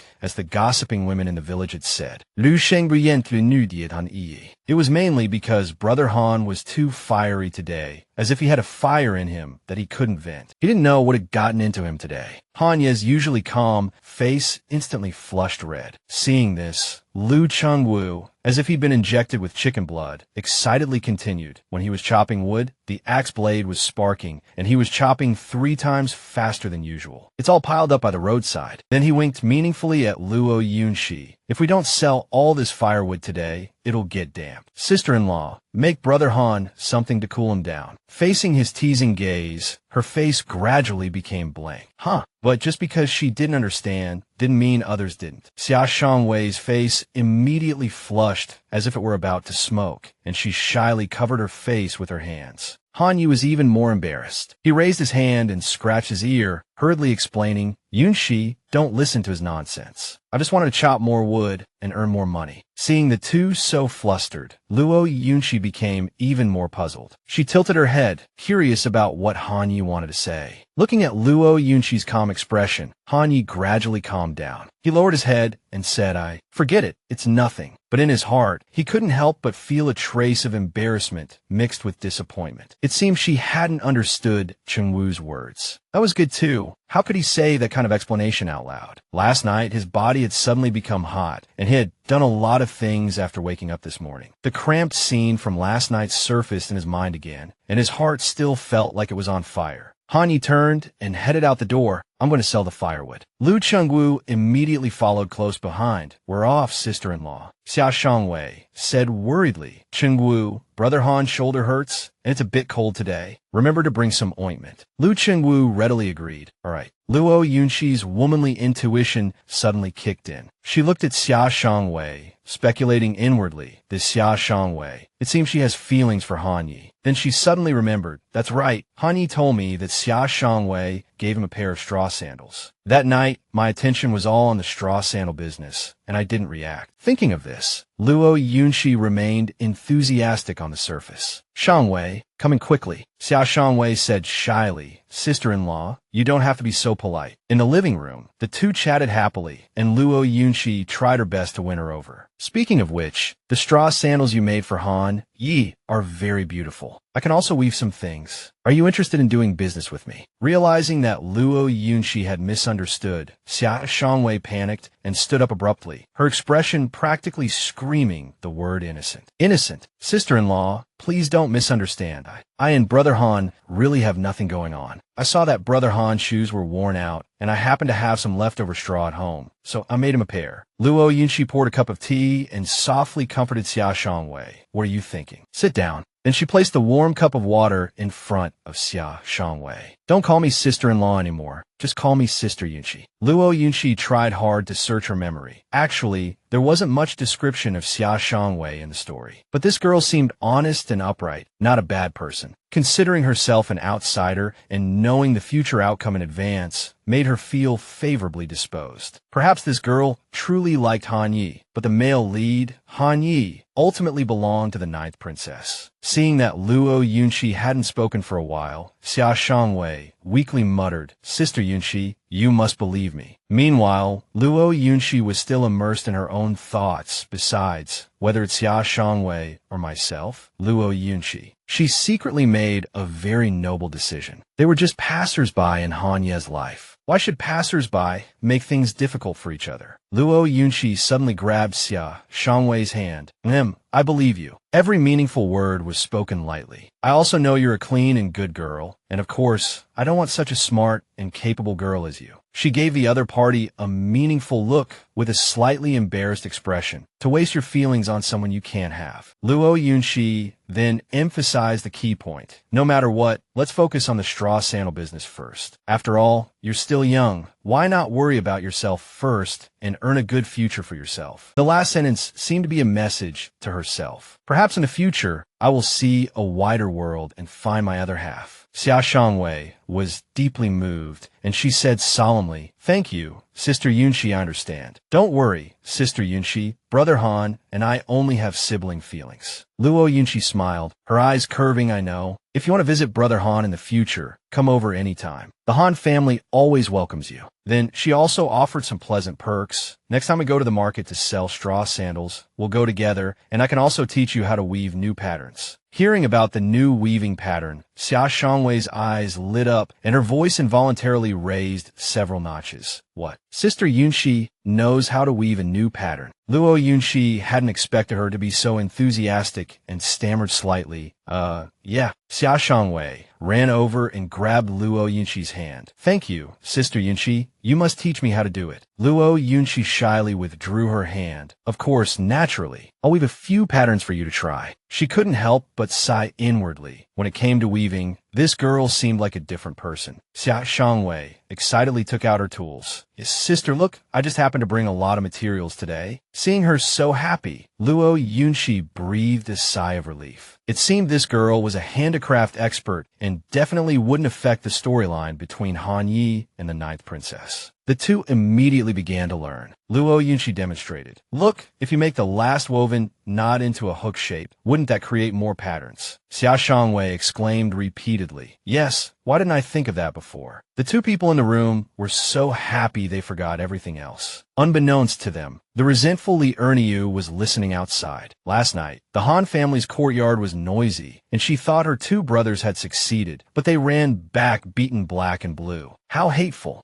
She cursed through gritted teeth. Hadn't the Han family been dirt poor before, and the couple often quarreled? But why did Li Santai say their relationship was actually quite good, and now they could even eat steamed fish? But in Li Erniu's view, these were nothing at all. Killing someone is just a matter of a moment. This was just their last meal before death. She gnawed on corn while feeling smug about her upcoming plan. My two brothers know the constables in town. Do they really think they're easy to mess with? That bitch from the Luo family. If I don't teach you a lesson, I'll write my name backward. However, despite her scheming, she couldn't implement it for a while, so the two continued weaving smoothly. Before long, Luo Yunshi and Xia Shangwei's first finished product was born. Oh my god! Xia Shangwei excitedly tried on her creation. The beautiful sandals fit her feet perfectly. Xia Shangwei couldn't help but cheer. This is the first time I've seen this style. After a while, the two children came back from playing. Looking at the novel sandals on the table, Han Rong couldn't help but exclaim, Sister-in-law, you're so amazing. Han Mo was more practical. The boy asked worriedly, but these aren't very common. Who are we going to sell them to? Luo Yunshi confidently replied, I think those officials and nobles certainly don't want to keep wearing thick and heavy boots. Their feet must be tired and sore. This was also why she was very confident about the sales prospects. If they could wear these slippers at home, they would definitely feel very comfortable. Weaving a large number of slippers, Luo Yunshi couldn't help but think of her past life. When I was young, my mother worked in a slipper factory. The image of the close mother and daughter sitting side by side flooded her mind. My mother could not only knit shoes and slippers, but also small toys. I learned from my mother for a while, and it's safe to say that it's a time she'll never forget. Although I'm not very proficient, I still remember the general style and steps. I didn't expect to be able to use them after transmigrating. After asking Luo Yunshi, Xia Shangwei exclaimed, Slippers. What a great name. They'll definitely sell well. At the same time,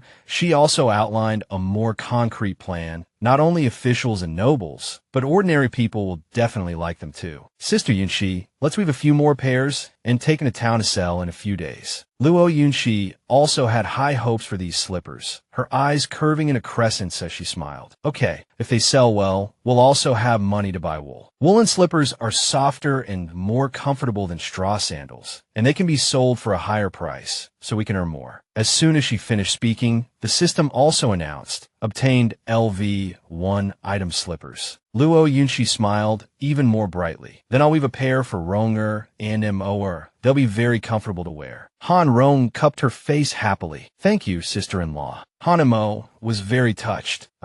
Sister-in-law, you've worked hard. The boy glanced at Luo Yunshi surreptitiously. In the boy's heart, his impression of Luo Yunshi had unconsciously changed. He hadn't expected his sister-in-law to be not only skillful, but also know how to do business. She was really amazing. Suddenly, Lu Qingwu burst through the door. Sister-in-law, it's bad. Hearing this, everyone's happy expressions immediately changed. Under everyone's worried gazes, Lu Chengwu said, "Brother Han has been arrested by the officials." Luo Yunxi was so startled that the slippers in her hand fell to the table. She slammed the table and stood up. What happened? Why did the officers arrest Han Yi? Countless guesses ran through her mind. This wasn't in the story. Could it be because of her appearance? Even though she was reluctant to admit it, there was only one thought in her head. Could she have changed the plot? Lu Chengwu, panting, explained briefly, "When Big Brother Han and I finished selling the firewood and were about to head back, a group of officers suddenly rushed over. They apprehended Han Yi with practiced ease, as if it had been planned in advance. They simply claimed Big Brother Han stole someone's money pouch and took him to the county magistrate." He clearly remembered the cunning look on the officer's face as he ordered the soldiers to take Han Yi away, bearing no resemblance to a righteous official serving the people. Lu Chengwu suddenly remembered something and quickly added, "Sister-in-law, I recognize the lead constable. I've seen him drinking with Li Daniu in town before. I'm afraid something's not right." Luo Yunxi's face darkened. Han Yi wasn't the kind of poor scholar who cared about appearances. As long as he could provide for his family, he was willing to do anything. Although worried, she tried to calmly analyze the situation. In the original story, Han Yi had always held himself to a high moral standard. Even when he was young and hungry, he wouldn't steal dried turnips from a neighbor's yard. Even in poverty, he wouldn't take firewood accidentally dropped by fellow villagers while collecting wood in the mountains. Once, when Han Yi was gathering firewood, he encountered an old man whose basket of eggs had fallen out. Instead of taking advantage of the situation, he chose to remind the old man, "Sir, your rope isn't tied tightly. You've dropped a lot of firewood. I'll help you pick it up." The old man was incredibly grateful. "Thank you, child." Because of this, Luo Yunxi firmly believed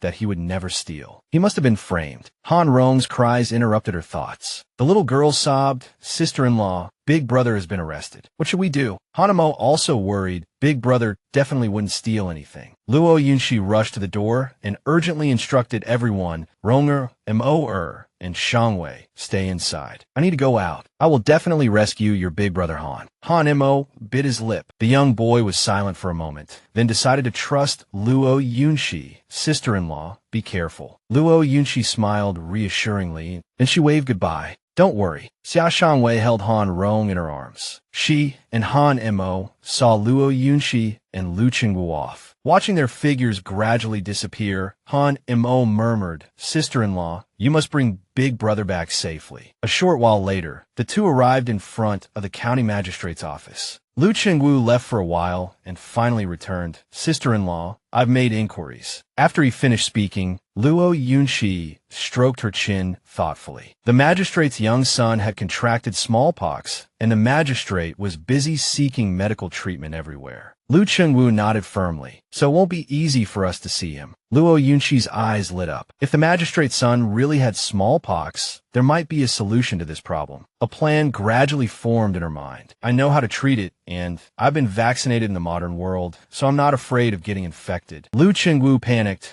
reaching out to stop Luo Yunxi, see sister-in-law. But she calmly walked to the entrance of the magistrate's office, picked up the drum mallet, and raised it high. Without hesitation, she struck the drum of injustice. The decisive drum beats startled the two guards at the entrance, followed by a determined female voice. "Would you kindly inform the magistrate?" Luo Yunxi resolutely finished her interrupted sentence.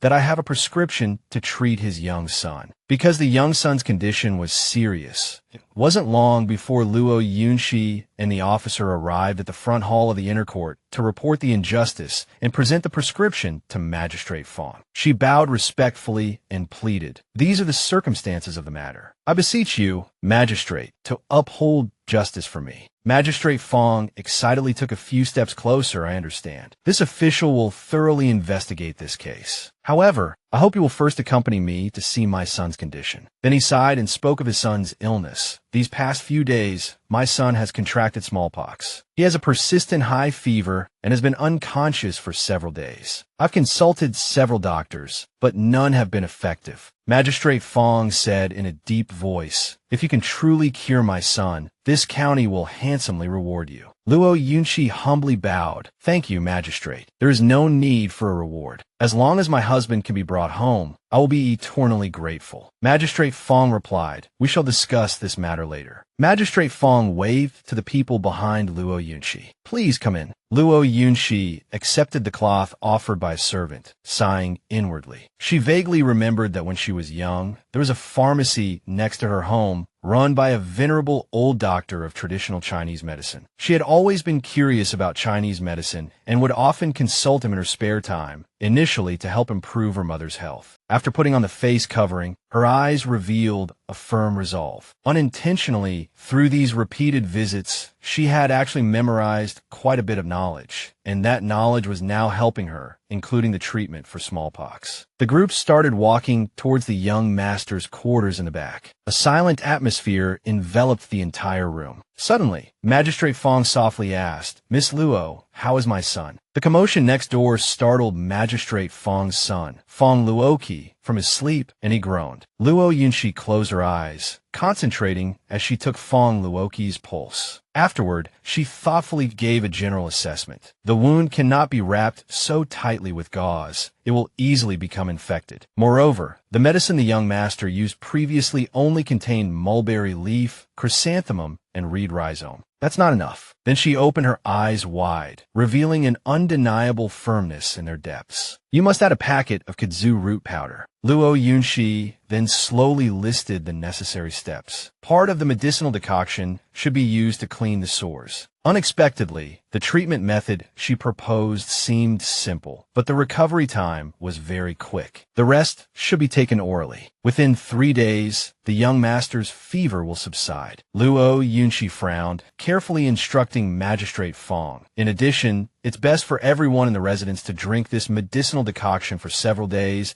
and also use strong alcohol to rub their hands, rinse their mouths, and fumigate their noses to avoid infection. For the next month, it's best to fumigate every room in the residence with mugwort daily, and everything the young master has used should be gathered and burned. He didn't doubt her at all and immediately turned around to give orders. Didn't the kitchen just stew a large pot of mulberry leaf, chrysanthemum, and reed rhizome decoction? The residence also has kudzu root powder on hand. Quickly prepare it according to Miss Luo's instructions. Quickly. The attendant standing by the side hurriedly ran off. Yes, sir. Luo Yunshi placed Fong Luoqi's hand back under the covers and then softly comforted him. Magistrate Fong, you needn't worry too much. The young master's condition can still be saved, but she didn't finish her sentence. But if they delayed for a few more days, it would truly be too late. By then, his condition would likely worsen and he would die. Luo Yunshi carefully washed her hands, vaguely recalling the plot of the novel. Come to think of it, Fong Luoqi wasn't mentioned much in the original story. She only knew that he was talented and later joined the court as an official under Han Yi. His future was bright, and back then, he was healthy and cheerful, possessing an irresistible charm. Just then, Fong Luoqi suddenly woke up, trembling as he reached out and grabbed Luo Yunshi's sleeve. Who are you? His breathing was very weak, but he still pleaded with her. Save me. I don't want to die. Luo Yunshi softly comforted Fong Luoqi. Young master, don't worry. A wonderful life still lies ahead of you. You will definitely pull through and live a long life. Then she held his hand reassuringly. You must persevere. I will cure you. This gesture successfully calmed Fong Luoqi down. Magistrate Fong also hurriedly bent down and implored, Miss Luo, my son's life is in your hands. If you can save my son, I will surely reward you handsomely. Luo Yunshi didn't dare to accept such a grand gesture and quickly went to help him up. Magistrate, please rise. I have a plan for the young master's situation. As for the matter of my husband being falsely accused, I am entirely relying on you. Mentioning this, Magistrate Fong worriedly stroked his beard. It was my negligence in governing. I will immediately investigate this matter. Late at night, the flickering candlelight illuminated a corner of Fong Luoqi's room. He hazily opened his eyes. How long have I been asleep this time? Wait a minute. Even lying in bed, he could feel the change in his body. The wounds on his body were clearly not as painful as before. Just then, Luo Yunshi, carrying a bowl of medicine, approached quietly. Young master, you're awake. Are you feeling better? Fong Luoqi was taken aback and glanced over. For some reason, his heart began to race. He was actually feeling better after waking up this time. She really can cure me. Seeing that he didn't speak, Luo Yunshi didn't think much of it. She smiled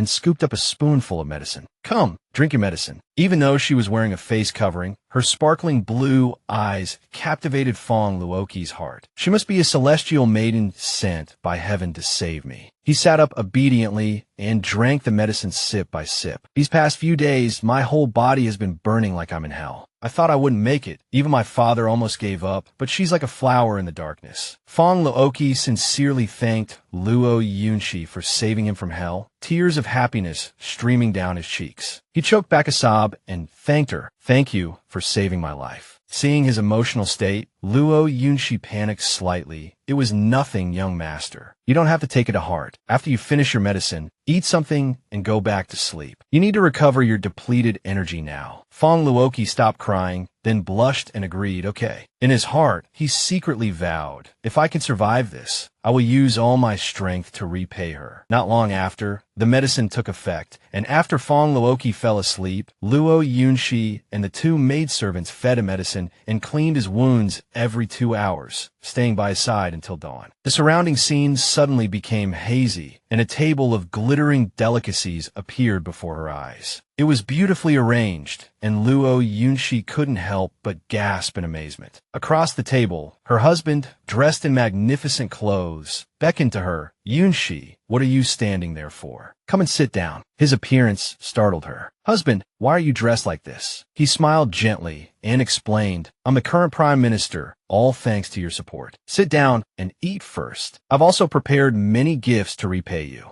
Luo Yunshi sat down, pinching her own cheek. I finally made it. I'm not dreaming, am I? Besides the feast before her, her husband had another gift for her. Look, this mountain of gold is all for you. As soon as he finished speaking, the familiar figure beside her disappeared. It turned out that the money-loving Luo Yunshi was rolling around in a pile of jewels. Even so, she still managed to say politely, This isn't right, is it? Her excited appearance made her husband laugh. Then he pointed in another direction and continued, You deserve all of this, and these silks, satins, and jewelry. I guarantee you'll have more than enough to last a lifetime. At this point, Luo Yunshi's eyes lit up completely, and she no longer bothered to maintain her composure. Then I won't stand on ceremony. In her heart, she screamed with joy, I've finally achieved my dream of financial freedom. Suddenly, her husband approached, put his arm around her shoulder, and gently swept Luo Yunshi into a princess carry. The feeling of weightlessness startled her. She cried out in surprise, then blushed, her heart pounding as she asked, What are you doing? Her husband replied, as if it were the most natural thing in the world, I want to have a long talk with my wife to properly thank you. Luo Yunshi was flustered by this reason. This man finally couldn't hold back anymore. Her face grew redder and redder as she stammered, No way. The abacus in her mind started clicking. What should I do? His destined partner is the 9th princess. It wasn't until Luo Yunshi was placed on the bed that she managed a complete sentence. Husband, snap out of it. Her husband chuckled, pinning her beneath him, his warm voice ringing in her ears. I'm perfectly Ching-Shing. You're my wife. What's wrong with this? Luo Yunshi murmured, Actually, I'm not your wife. He didn't listen to her words at all, and soon he was leaning in closer and closer. She cried out in alarm, Husband. Her heart was filled with anxiety. No, I have to stop him. Since words weren't working, action was her only recourse. Luo Yunshi slammed her head against his forehead, shouting, They say breaking up destined couples brings divine retribution. The pain seemed to jolt her awake. Luo Yunshi rubbed her head tiredly. What kind of messed up dream was that? I must be crazy to think I could earn Hanye's favor. The Hanye in the story is impartial and incorruptible. How could he possibly give me mountains of gold and silver? After calming down, Luo Yunshi went to the bedside to check Fong Luoqi's pulse. His complexion was much better today, and this made her relieved. Phew, his pulse has recovered quite a bit. Young Master Fong has safely passed the critical stage. Even so, she still had something on her mind. It's just that there's still no news about my husband. Just then, a voice announced from outside, Miss Luo, a maidservant curtsied respectfully, You've worked hard. My master invites you to the main hall. I will take over feeding the young master his medicine. Please go quickly. This invitation ignited a flicker of hope in Luo Yunshi's heart. It must be something about my husband. Meanwhile, in the court, Magistrate Fong apologized solemnly in front of everyone. Young Master Han, It was my negligence and discipline that caused you to suffer this injustice in court. He then solemnly recounted the recent case. This official has ascertained these past 2 days that the Lee brothers, seeking revenge, colluded with Constable Chui to falsely accuse Han Yi of theft. The Ammon has also found the corresponding stolen goods in Constable Chui's home. Someone stripped Constable Chui of his uniform. He is permanently dismissed. The Lee brothers are each to receive 20 strokes of the board. Constable Chui panicked and knelt, begging for mercy. Your Honor, spare me. I dare not do it again. But it still couldn't stop the falling board. Han Yi respectfully bowed his head to Magistrate Fong. Thank you, Your Honor, for clearing my name. As he spoke, he was about to kowtow in gratitude. This attitude secretly pleased Magistrate Fong. This Han Yi remained so composed even while imprisoned, and during the interrogation he was calm and collected, presenting his arguments logically. He truly was a clever and quick-witted individual. Thanks to the protagonist's halo, Magistrate Fong quickly developed an appreciation for Han Yi. Moreover, this person was so composed and polite at such a young age, demonstrating his character. If carefully guided, his future would be limitless. By the time Luo Yunshi stepped into the Ammon, the sound of court dismissed rang out. The surrounding villagers poured out, excitedly chatting and laughing as they walked. Serves him right. That Constable Chui has finally been dismissed. I think this young Master Han is quite clever.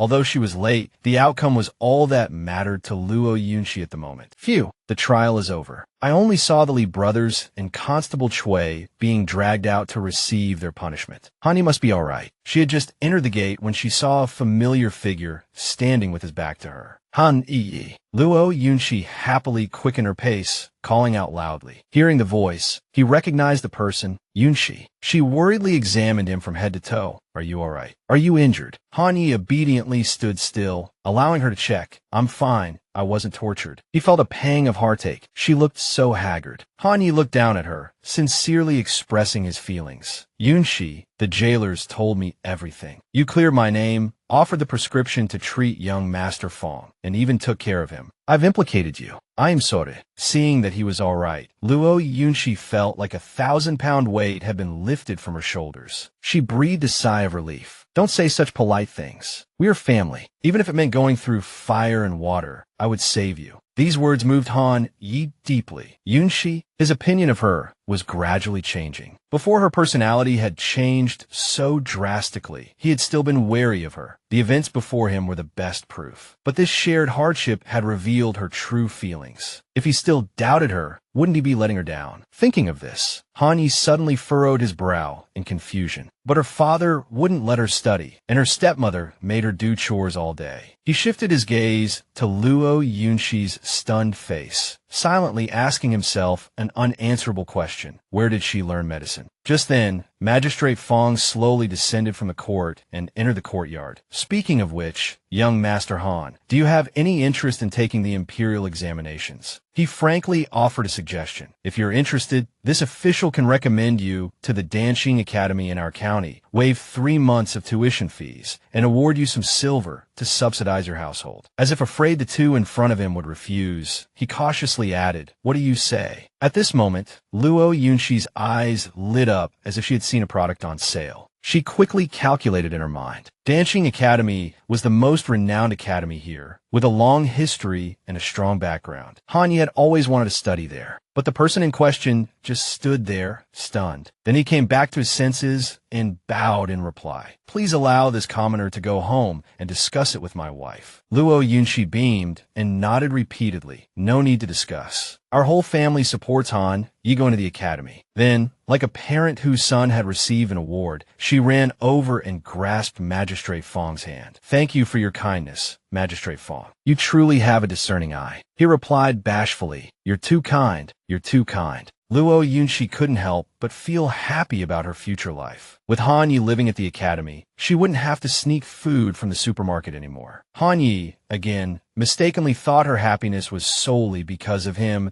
and was deeply moved. Yunshi, he began to make promises in his heart. She was so thoughtful of him. He must not let her down. Han Yi turned and bowed to Magistrate Fong with his hands clasped. Thank you, Magistrate Fong. Han Yi will definitely study hard. He stroked his beard with satisfaction. Good, good, good. Then come to the academy to register in 3 days. In fact, he also had his own calculations. If this person passed the imperial examinations, he could recommend him to Magistrate Liu, who was eager for talent and widely accepted disciples. Luo Yunshi happily muttered to herself, I didn't expect Han Yi to be able to go to school so soon. She couldn't help but sigh inwardly. This was much faster than the plot in the story, and he even had 3 months of tuition waived. Her heart bloomed with joy, and the days ahead seemed brighter and brighter. However, Luo Yunshi was a little puzzled. According to the plot, the old beggar whom Han Yi had saved earlier was actually Lord Liu from the censorate in the capital. He was supposed to have sought Han Yi out later and sponsored him to go to school. She thought about it for a while, but couldn't figure it out. Why had it become Magistrate Fong sponsoring Han Yi now? Strange. Could it be that the plot had changed? But no matter what, it was ultimately a good thing for them. As long as the general direction of Han Yi going to school remained unchanged, it was fine. Thinking this way, Luo Yunshi let the matter go, deciding not to get too hung up on every detail. Afterward, the group thanked Magistrate Fong again and left the county office. Upon seeing the two again, Lu Changwu chattered endlessly. I didn't expect sister-in-law to be so amazing. Not only did you rescue Brother Han, but you also saved young Master Fong along the way. After being praised, Luo Yunshi felt a little embarrassed. How could I not be anxious when my husband was arrested? On the other hand, she reaffirmed her position. Now I'm Han Ye's lifesaver. Since that's the case, why not strike while the iron is hot and take this opportunity to gain more favorability points so that the supermarket can stock more food? Before she could put her plan into action, a sharp pain made her frown. Ouch! At some point, her right foot had swollen up. Luo Yunshi could no longer stand steadily, and her body swayed as she fell forward. Just then, a strong hand caught her around the waist. Han Yi held her tightly, asking with concern, "What's wrong?" Luo Yunshi reached down and squeezed her ankle. The shooting pain that went straight to her head confirmed her suspicion. She let go of her ankle and turned to suggest to Han Yi, "I walked too quickly yesterday and sprained my ankle. I'll walk slowly. You and Chengwu go back first. Amo, Arone, and Shangwei are still waiting at home. I'm worried about them." But before she could steady herself, she was pulled back into his arms. "How can I be at ease with you walking alone?" Then Han Yi squatted down and commanded, "Get on. I'll carry you back." This action startled her. She shyly waved her hands in refusal. "No need, I can walk by my." Before she could finish her sentence, Han Ye's actions interrupted her. "Listen to me." Then he stood up straight, causing Luo Yunshi to cry out in alarm. Han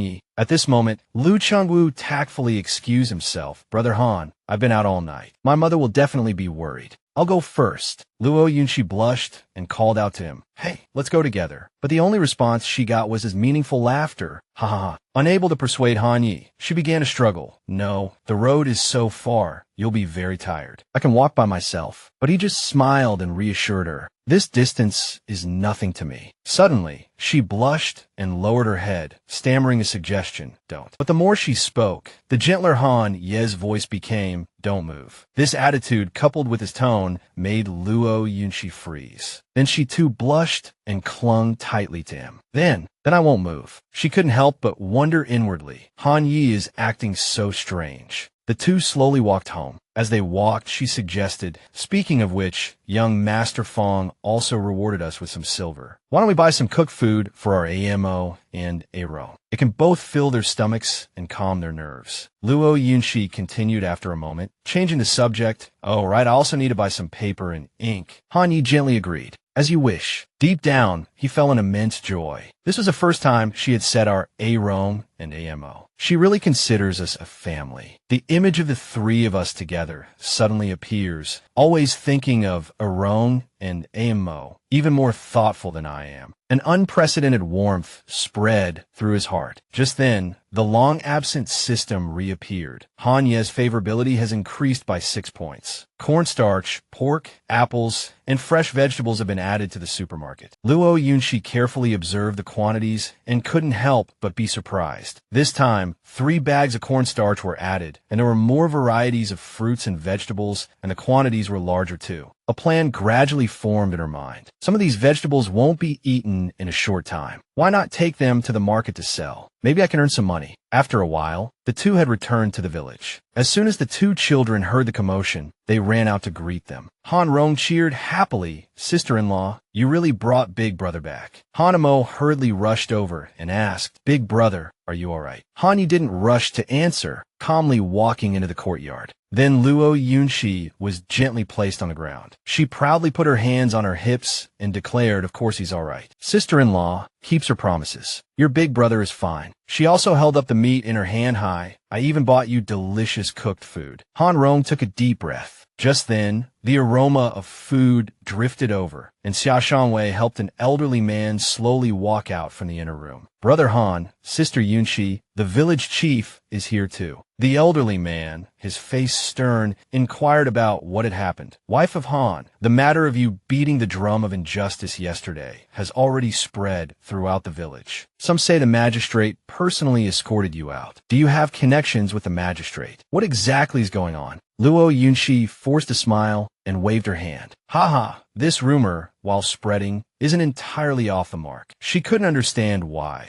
There wasn't much entertainment in the village, so after their meals, people gossiped, and the stories became more and more exaggerated. Just then, two sounds of eggs cracking came from behind her. Li Ernyang had appeared at the gate, her legs weak, stammering, Then, her face pale, she clutched her head. So, eldest brother and third brother really had an accident. Heavens, this couple really does have connections with the magistrate. Li Ernyang looked despairingly at their backs. Husband, how will I live peacefully from now on? Luo Yunxi recognized the newcomer and turned around coldly. What is it? She timidly offered a laughable excuse. I want to come see Brother Han and bring him a couple of eggs to nourish him. Before she could finish, she was interrupted by the aroma from the basket in Luo Yunxi's hand. The smell of cooked food and such a large package. Li Ernyang seethed with envy. Recently, the Han family had been stewing chicken, steaming fish, and buying cooked food, indulging in such luxury every day. On the surface, she swallowed her saliva and said perfunctorily, No, nothing. Then I'll be going. Secretly, she couldn't control her curiosity about how this couple had gotten involved with the magistrate. However, Luo Yunxi wouldn't let her go so easily. Wait a minute, aren't you going to apologize? The accusation startled Li Ernyang, who cried out, what? Before she could react, Luo Yunxi slapped her hard across the face. Then, with a darkened expression, she threatened, do fewer wicked things in the future, or beware of retribution. Li Ernyang clutched her burning cheek, unable to do anything but stammering. Her furious glare only increased Luo Yunxi's disgust. What are you glaring at? Don't think that just because your husband is dead, everyone will give in to you.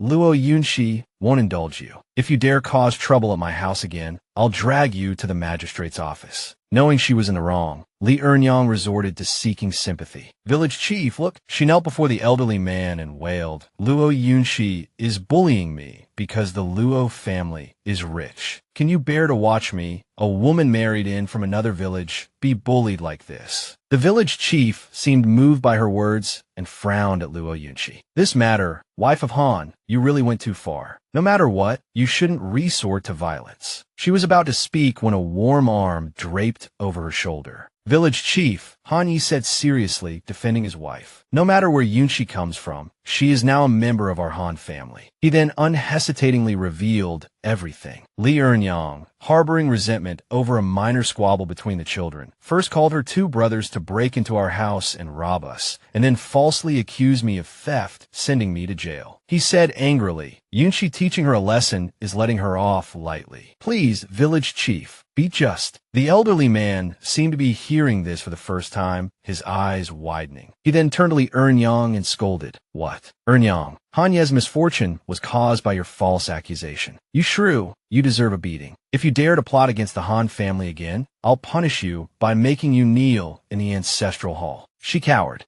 Then, putting on a wronged expression, she turned and left. Wah. In her heart, she cursed viciously, you little slut. Just you wait. Li Ernyang cast a venomous look back. I will avenge my eldest brother and third brother. Seeing that the matter was resolved, the village chief bid them farewell warmly. All right, it's getting late. Shangwei and I will be going back now. You two should rest well. They politely escorted them to the door. "Thank you, village chief. Take care." As he walked, the elderly man observed to himself, "This wife of Han doesn't seem as unreasonable as before." However, the village chief wasn't surprised by this change. It was quite normal. A young couple would always make up after a quarrel. The loving appearance of the couple just now made the elderly man smile knowingly, blessing them. The Han family's days will get better and better. The scene shifted to late at night, the wind rustling the leaves outside. In the quiet room, Luo Yunshi sat at the bedside, carefully mending the shoes in her hand. "Husband, in 3 days, when you go to register at the academy, take me with you. I've also made plans with Shangwei to sell woven grass at the market." Then, she put down the straw sandals and hesitantly said, "That's true." Her gaze shifted to the handmade basket beside her, and she cautiously asked, "How much can these handicrafts be sold for?" After hearing this, Han Yi thought for a moment and said, "If it's straw sandals, each pair can probably be sold for 3 won. Sandals can definitely be sold for more, 10 won, and these small trinkets can be sold for 8 won. As soon as he finished speaking, Luo Yunshi exclaimed happily, "Then won't we be able to earn a lot of money?" "That's great. I'll try to weave 20 more of these in the next 3 days. Looking at her excited expression, he smiled gently. Then Han Yi moved closer and gently placed his hand on hers. "Yunshi, I can study while working. I should still be able to take the exam next spring. I don't want you to work so hard." Luo Yunshi quickly waved her hand after hearing this. She said, "No, we have to seize the time. Maybe if you study hard for these 6 months, you can take the provincial exam this autumn." Then she turned her face slightly, thinking to herself, "Most importantly, I can finally get a good night's sleep." After hearing this, Han Yi decisively agreed, "I'll listen to you." It's settled then. He thought to himself, maybe the old Yunshi really looked down on me, but now she's changed. Then I, Han Yi, will treat her well for the rest of my life. As soon as he finished speaking, the system immediately announced, "Male lead's favorability increased by 10 points. Some food items are now available." At the same time, the supermarket system has been upgraded. From now on, a certain amount of food will be available every day. Luo Yunshi stared, stunned, and exclaimed, "The supermarket system can be upgraded. If a certain amount of food is available every day, the problem of eating will be completely solved. We can even open a shop selling cooked food directly." Then she happily threw herself into his arms and sweetly called out, "Husband." She pushed him onto the bed and said, "That's great, we can finally." At this moment, Han Yi blushed and responded,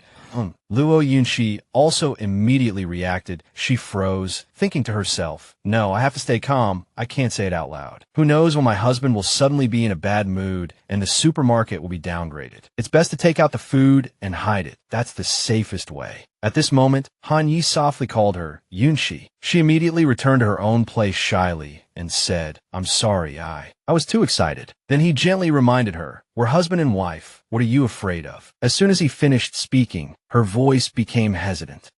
At the same time, Han Rong suddenly woke up, rubbing her eyes and saying, "Big brother, sister-in-law, what are you doing?" The two immediately fell silent, not daring to make sound. Then both of them turned to look at Han Rong, their faces as red as tomatoes. They hurriedly sat up straight and said in unison, "Nothing. We weren't doing anything." Han Yi cried out awkwardly in his heart, "I want to find a crack in the ground to crawl into." Afterwards, Luo Yunshi went forward and covered her mouth, saying, "Rong Rong, stop messing around, go back to sleep." Han Yi, who was beside her, was also embarrassed and his face was red. He stood there, watching her cover herself with the quilt, and shouted, "I'll sleep on the inside tonight." Luo Yunshi burrowed deep into the soft covers, thinking to herself, Han Yi takes forever to fall asleep every night. That was so embarrassing just now. I can't wait for him. I'd better sleep first. Oh my God, husband, you should just go live at the academy. This is too dangerous. Seeing this, Han Yi picked up a blanket and said gently, "All right, I'll sleep on the outside. Don't be afraid. I won't do anything to you." He walked over gently and blew out the candle beside them. Lying in bed, Han Yi thought to himself, "She's shy. Does this mean she has feelings for me? Some things can't be rushed. Take it slow." The scene changes to 3 days later. Han Yi and Luo Yunshi went to the county market. The bustling market was filled with hawkers' cries, newly arrived cotton and silk fabrics. "Make cotton padded clothes for your children." A pot of hot tea solves 1,000 worries. Honor guests. Please come in. At this time, they were busy setting up their stall. After arranging the stall for Luo Yunxi and Xia Shangwei, Han Yi went to register at the academy. He stood behind them and instructed Chenghua, "I'm leaving them in your care." Chenghua, who was sitting beside them and listening, smiled slightly and replied, "Don't worry, Brother Han.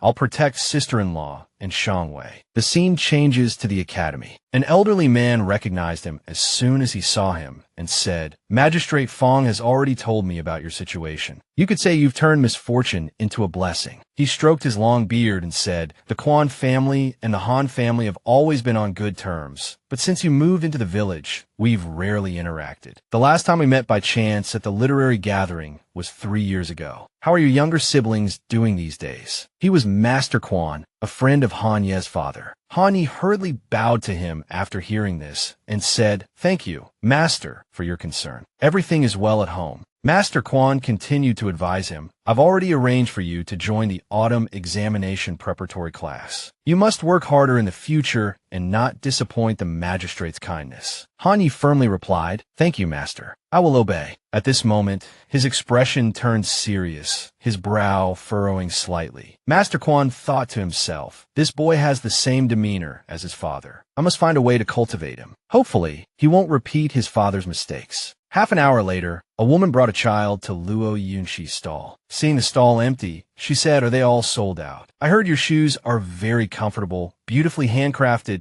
and inexpensive, so I came all the way from the east side to buy them." Luo Yunxi smiled shyly and replied, "I'm sorry, today's are all sold out. We'll be back here in 3 days. I'll save a pair for you then, okay?" She waved to the mother and child, thinking to herself, "The knitted goods are all sold out. They sold even better than I expected. I'm going to be rich." As the woman left, she said, "All right, I'll just have to wait then." Luo Yunxi apologized, "I'm so sorry." At this moment, Xia Shangwei picked up a straw sandal and said, "Sister Yunxi, perhaps we could decorate the straw sandals with cloud patterns and Shangwei flowers. This would not only represent our names, but also symbolize good fortune and happiness. This way, people in town will automatically buy straw sandals with clouds and Shangwei flowers. Word of mouth will spread, and our business will definitely get better and better." Hearing this, Luo Yunxi's face lit up with joy. She said, "Shangwei, you're brilliant." Then she thought to herself, "Wow, this little girl already has a sense of brand identity. She has a bright future." Then, in a determined voice, she continued, "It's settled then. When our business grows bigger, we'll open a shop, become bosses, hire a group of women workers, and go to the capital to make a fortune." Luo Yunxi continued proudly, "Of course, the materials for weaving shoes can't just be simple things like straw, pillowcases, and yarn. As the seasons change, the shoe materials should also change. For example, in winter, we should use yarn and add lining. They'll be both beautiful and warm, and they'll definitely be popular." Shangwei looked at her with admiration. Suddenly, Luo Yunxi said, "Right, you go buy some yarn. I'll watch the stall. We'll go home when you get back." Shangwei readily agreed. "Okay." At this moment, a noble-looking girl smiled sweetly under an umbrella. She was Luo Yunxi's half-sister, Luo Jinghui. Luo Jinghui revealed a look of disgust and said, "We grew up together, yet I never knew my sister had such skills." Then,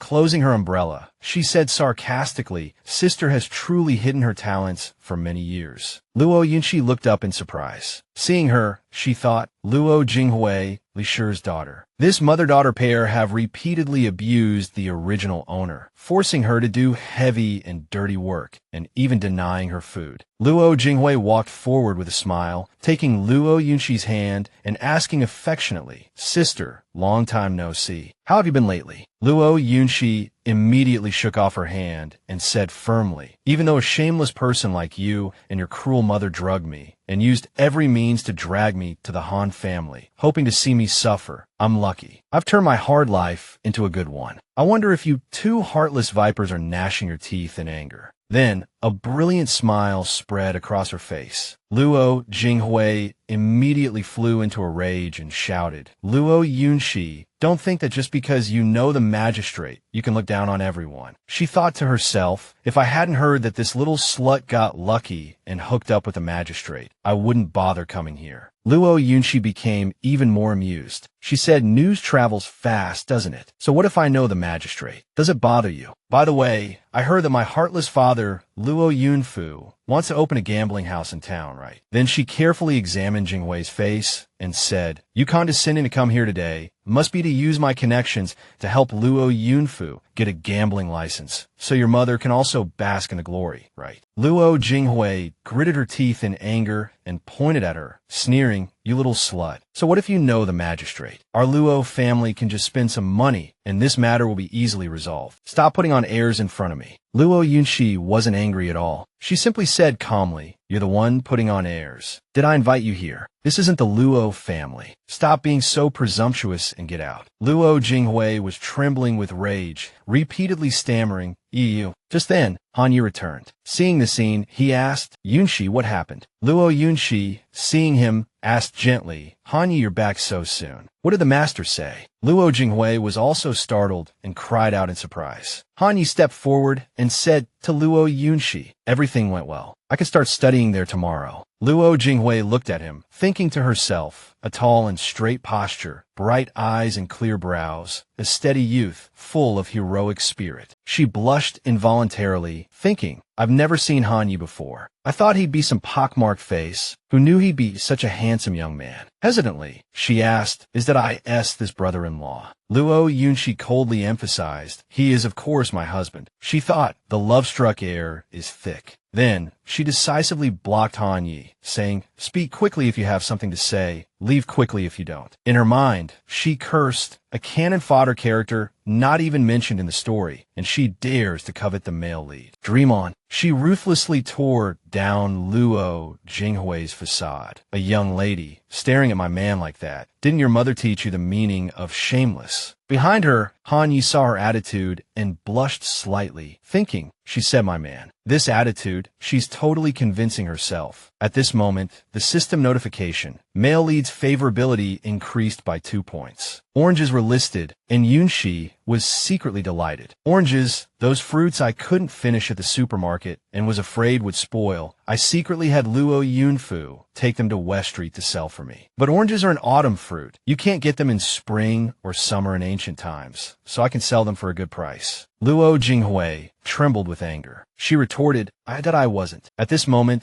the surrounding people began to whisper, look, whose daughter is this? So immodest. How will she ever get married with a ruined reputation? She turned and left, shamefaced, muttering, Luo Yunshi, just you wait. At this moment, Hanyi gently placed his hand on Luo Yunshi's shoulder, comforting her, Yunshi, don't be angry. Is this your younger sister? Luo Yunshi replied, yes. When I was at my parents' home, she and her mother gave me no end of trouble. Scolding her is putting it lightly. Then, her expression turned serious. She said loudly, if Luo Jinghui comes looking for trouble again, stay away. I can handle her by myself. Otherwise, her seductive eyes, like hooks, will keep circling you. Hanyi smiled with satisfaction and replied, okay. He once again fell into self-deception. He thought, she doesn't want other women looking at me. She still cares about me. Yunshi then gently patted his shoulder and said, Hanyi, I'm just guarding against a vixen. Then she smiled brightly at him. It's also for your own good. Your real romantic tribulation hasn't arrived yet. Hanyi hurriedly swore, real romantic tribulation. Yunshi, don't worry. I will never fall for another woman in this lifetime. At this moment, Yunshi gently touched the copper coins on the table. She decisively pocketed them, saying, don't say such sweet nothings. When you know what a peerless beauty is, you won't say such things anymore. Hanyi hurriedly grabbed her shoulder and said seriously, Yunshi, you are my wife. He gently caressed her cheek and confessed, even if a fairy descended from heaven. Then he touched his chest and affirmed, I would still only want you. Luo Yunshi was stunned. She wondered, what does Hanyi mean by this? Looking at his determined expression, she realized with a start, wait, did he just say he would never like another woman in this lifetime? The two fell silent. Yunshi's mind was still racing. Could it be that he already likes me? Then she reacted in a daze and started stammering. Aye. She recalled the plot of the book and screamed internally. No way, dude. If you deviate from the plot on the 9th princess's romance line, the subsequent developments won't be something I can control. Yunshi slumped to the ground in despair, thinking, I don't want to die inexplicably. Heavens, can the plot please get back on track? Thinking this, she decisively pushed him away and hurriedly changed the subject. After you start school, you'll be living in the study hall, right? Since everything is sold out, I'll go buy you some bedding and pillows. At this moment, Hanyi suddenly grabbed her hand and said, I chose to commute daily. I won't be living in the study hall. He pulled her decisively into his arms and said, this way, I can help you with the housework, and you won't be too tired. Yunshi exclaimed in surprise. What? Her cheeks flushed, and she looked up at him, saying, didn't we already agree on this before? She thought, doesn't that mean we'll be sharing a bed every night from now on? Hanyi replied in a firm voice, Yunshi, don't worry. Although we are husband and wife, I won't touch you unless you agree. Hearing this, Yunshi waved her hands in a panic, saying, I doubt I won't touch you either. Her next words made his cheeks flush. After all, we're still young. That kind of thing, let's not talk about it for now. Hanyi released her and said softly, yet you haven't eaten anything at noon, have you? Then he strode away, saying, I'll go buy you some steamed buns. Yunshi stared blankly after him, thinking, I embarrassed myself, and he ran off faster than a rabbit. Looking at his flushed cheeks, she thought, a big shot who will stand in the imperial court in the future, yet he's so easily embarrassed. Or is it that he's only shy around girls? Watching him disappear into the crowd, Luo Yunshi sighed and wiped the sweat from her forehead. Hopefully, he's just saying that. Men, she said, glancing to the side. Once he sees the 9th princess, he'll know what true beauty is and won't think that way anymore. Elsewhere, Luo Jinghui had also returned home. You have your eyes on Hanyi, she shouted angrily as soon as she entered. Her mother, upon hearing this, immediately scolded, no way. The Han family is dirt poor. I won't let you suffer with him. Once our gambling den opens, you can take your pick of any man in town. Slamming her hand on the table, sending teacups flying, she continued, and that ungrateful Luo Yunshi. The Luo family raised her for over 10 years, hoping she could put in a good word with the county magistrate. Li Shi's furious expression was clear. We saved a bit of silver by opening the gambling den, but who knew she'd turn her back on us? Marrying into the Han family and living in poverty is her fate. Jinghui immediately launched into a tantrum. I don't care. I want to marry Hanyi. If you don't agree, I'll kill myself. Li Shi was both shocked and stunned. Then, gently embracing Jinghui, she said softly, all right, my good daughter. Didn't Luo Yunshi also refuse to marry Hanyi at first? We'll make her divorce him. She'd be thrilled. If you want to marry him, I'll find a matchmaker right away. Luo Jinghui, hearing this, wore a satisfied expression. Thank you, mother. Massaging her mother's shoulders attentively, she continued, actually, since father doesn't have a son, the family property will eventually belong to his son-in-law. If we find a wastrel, he'll squander it all in a few years. I think Hanyi is talented, handsome, and refined. Then her demeanor suddenly turned furious. That wretch Luo Yunshi doesn't deserve him. A vicious glint flashed across Luo Jinghui's face as she said slowly,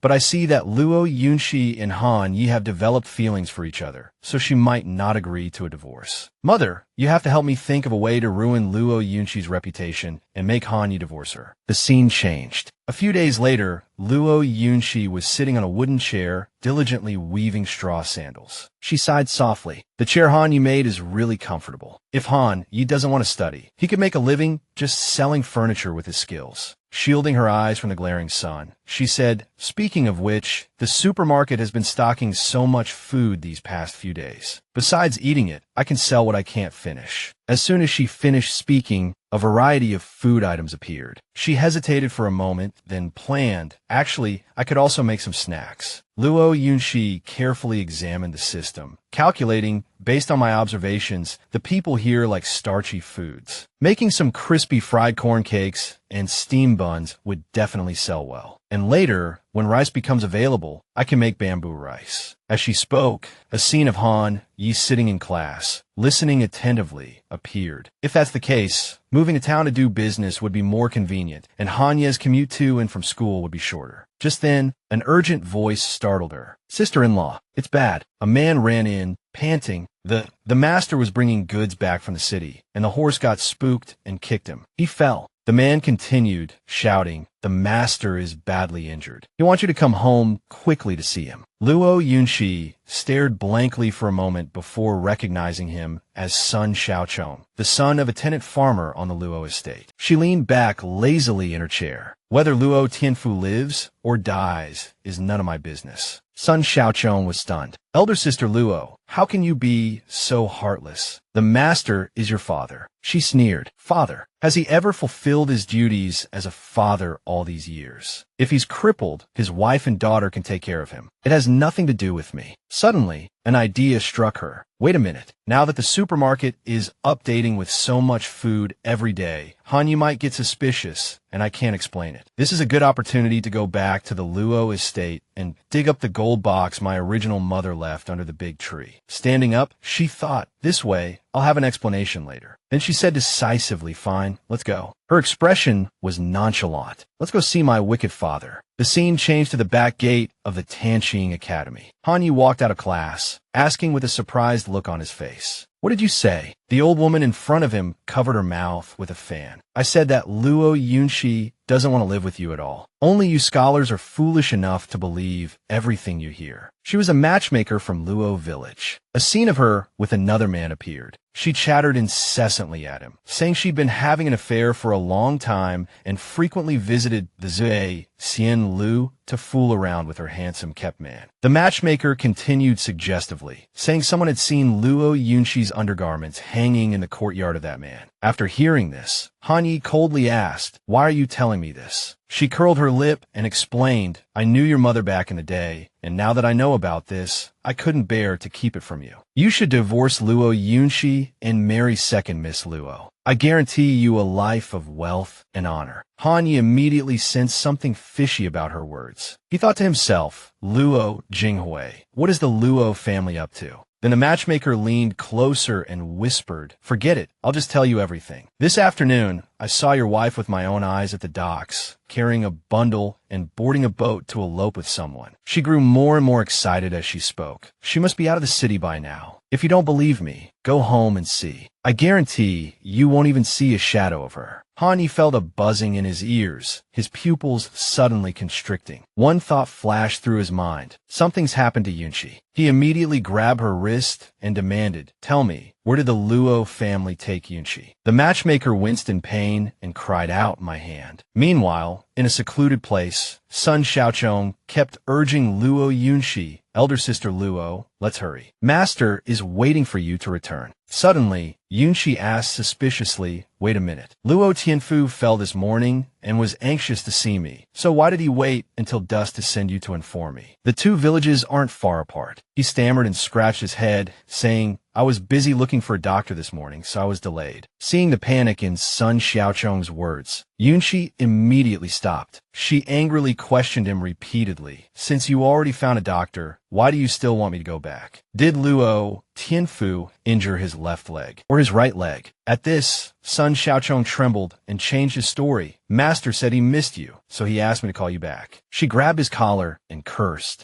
"Huh, that wife-abandoning, concubine-loving father of mine would miss me. Sun Xiaochong, I'm letting you off easy because you're young. Tell the truth. Was it Li Shi and Luo Jinghui who sent you to trick me?" Sun Xiaochong immediately looked guilty and quickly denied it. No. If you don't believe me, go back and see for yourself." Just then, a strange rustling sound came from the nearby woods. Seeing this, Yunshi immediately realized something was wrong. She immediately took off running, thinking to herself, "I was careless. I thought he was still a child." Sun Xiaochong immediately blew a whistle to summon his accomplices, shouting, "You damn woman, where do you think you're going?" Two men rushed out from the bushes and quickly ran towards her. Another disheveled man also jumped out with a menacing expression. Seeing this, Yunshi's face immediately darkened. The next second, she was surrounded by them. The men kept saying obscene things to her. "Little lady, where are you running off to? We've been waiting for you for a long time. Come have some fun with us." Sun Xiaochong stood by with a smug smile, confirming elder sister Luo, "It was Madam and second Miss who wanted to harm you." He shouted from a distance, "I'm just taking money to do a job. Don't blame me." Yunshi cried out for help, help, help. One of the men quickly covered her mouth and snapped, "Shut up." At that moment, a foot quietly stepped forward. She could hear the men's gleeful laughter. "Boss, the feistier they are, the more fun they are to play with." They quickly dragged her away, one of them laughing and saying, "Yeah, I think she's quite pretty." Sun Xiaochong walked ahead with his arms crossed, looking unconcerned. "Don't go too far." Yunshi struggled continuously, trying to escape. At this moment, her eyes sharpened. With a wave of her hand, she broke free from the man's grip and then, without hesitation, kicked the man in front of her in the groin, causing him to cry out in pain. He glared at her, cursing, "You damn woman." Then, he promptly slapped her across the face and roared, "You dare kick me. I'll show you how I'll play you to death later." He ripped off a piece of her clothing. Yunshi hurriedly covered herself and said, "Don't touch me. How much did Li Shi give you?" "I'll give you 10 times that." The men hesitated after hearing this and asked, "Really?" Sun Xiaochong anxiously shouted from the side, Don't listen to Luo Yunshi." At this moment, the man's expression became extremely hesitant. Then, a fist slammed into his face, making him cry out in surprise. The one who threw the punch was none other than Han Yi. The ringleader lost his balance and fell backward. The remaining 2 underlings cried out in terror. Sun Xiaochong recognized the newcomer and broke out in a cold sweat. His brother-in-law, Han Yi, shot him a chilling warning glance. Then he slowly approached. The thug, as if blind, stubbornly continued to charge at him with his fist clenched. "You damned brat, you're courting death." Before the fist could connect, the thug's face met Han Ye's palm in an intimate embrace. Then, in one smooth motion, he slammed the man's head hard against the ground. While Han Yu was occupied with his companion, the remaining thugs immediately raised their wooden clubs, preparing to ambush him from behind. Unfortunately, their sluggish speed was nothing in Han Ye's eyes. His gaze sharpened, he turned his head, but then, using his left leg as support, he spun around, landing a kick squarely in the man's face. Seeing the situation turn sour, Sun Xiaochong quickly turned and ran. "This is bad. I have to go back and report to Miss." Meanwhile, Luo Yunshi was trembling and hugging herself tightly. After dealing with the thugs, Hani immediately ran over to check on her. "Yunshi, are you all right? Are you hurt?" But she could only stammer out a single word. Seeing her like this, his heart ached. "Yunshi, don't be afraid. I'm here. You'll be fine." He couldn't help but sigh inwardly. Was she crying? But Hanyi was too preoccupied with comforting Yunshi to notice that she had reached out and grabbed a nearby club. Then, as if possessed, she stood up and yelled, "You bastards! How dare you lay your hands on me?" Yunshi rained blows down on their heads. "Do you have mothers, wives, or sisters? What would you do if their reputations were ruined?" The men cried out in pain, "Mercy, miss. Please spare us." They mustered their remaining strength to plead, "We were only following Miss Luo's orders. Please have mercy. We won't dare do it again." She was in the midst of her furious assault when Han Yi suddenly stopped her. Yunshi. Seeing the beating stop, the thugs cried out and ran. Run. Luo Yunshi turned her fury on Han Yi. "What are you doing?" He didn't say anything, but gently draped his outer robe over her. This warm gesture calmed Luo Yunshi down. "I almost forgot. I'm about to be exposed." Then, blushing, she turned to thank Han Yi. "If you hadn't arrived in time, I'm afraid. But how did you know I was here?" He frowned and recounted the events. "The matchmaker from your village, Luo Village, came to the academy to propose a marriage for Luo Jinghui. She claimed to have seen you elope with a man. I sensed something was wrong, and after pressing her, the matchmaker confessed that it was Li Shi and Luo Jinghui who wanted to harm you." This name fueled the flames of Yunshi's anger. That mother-daughter pair. First, they sent people to ruin my reputation, and then they sent someone to propose marriage to my husband. What a clever scheme. Then, she looked up at him and proposed, "Hanyi, do you dare go back to Luo Village with me and seek justice?" He agreed with a smile. you're my wife. I'm willing to go through fire and water with you. These words of affection made Luo Yunshi's heart tremble. Han Yi, she secretly gave him a perfect 10. A man as loyal and righteous as him was truly rare. Even if she had to return him to the 9th princess in the future, being able to work together with such a good brother to build a prosperous life wouldn't be a waste of this life. Seeing her sudden silence, Han Yi called out, Yunshi. She snapped out of her thoughts and resolutely made her decision. All right, let's go find them and settle the score now. He gently followed behind her. Okay. He rejoiced inwardly. She asked me to back her up. Does this mean she's finally willing to rely on me? Meanwhile, in Luo Jinghui's bedroom, she giggled and flattered her mother. Mother, you're so brilliant. If tonight's plan succeeds, no matter how good Luo Yunshi is, Han Yi won't want her anymore. She picked up a piece of fish and hummed a tune. Of course, who would want a ruined woman? Before she could swallow her words, a familiar figure was shoved into the room. The two,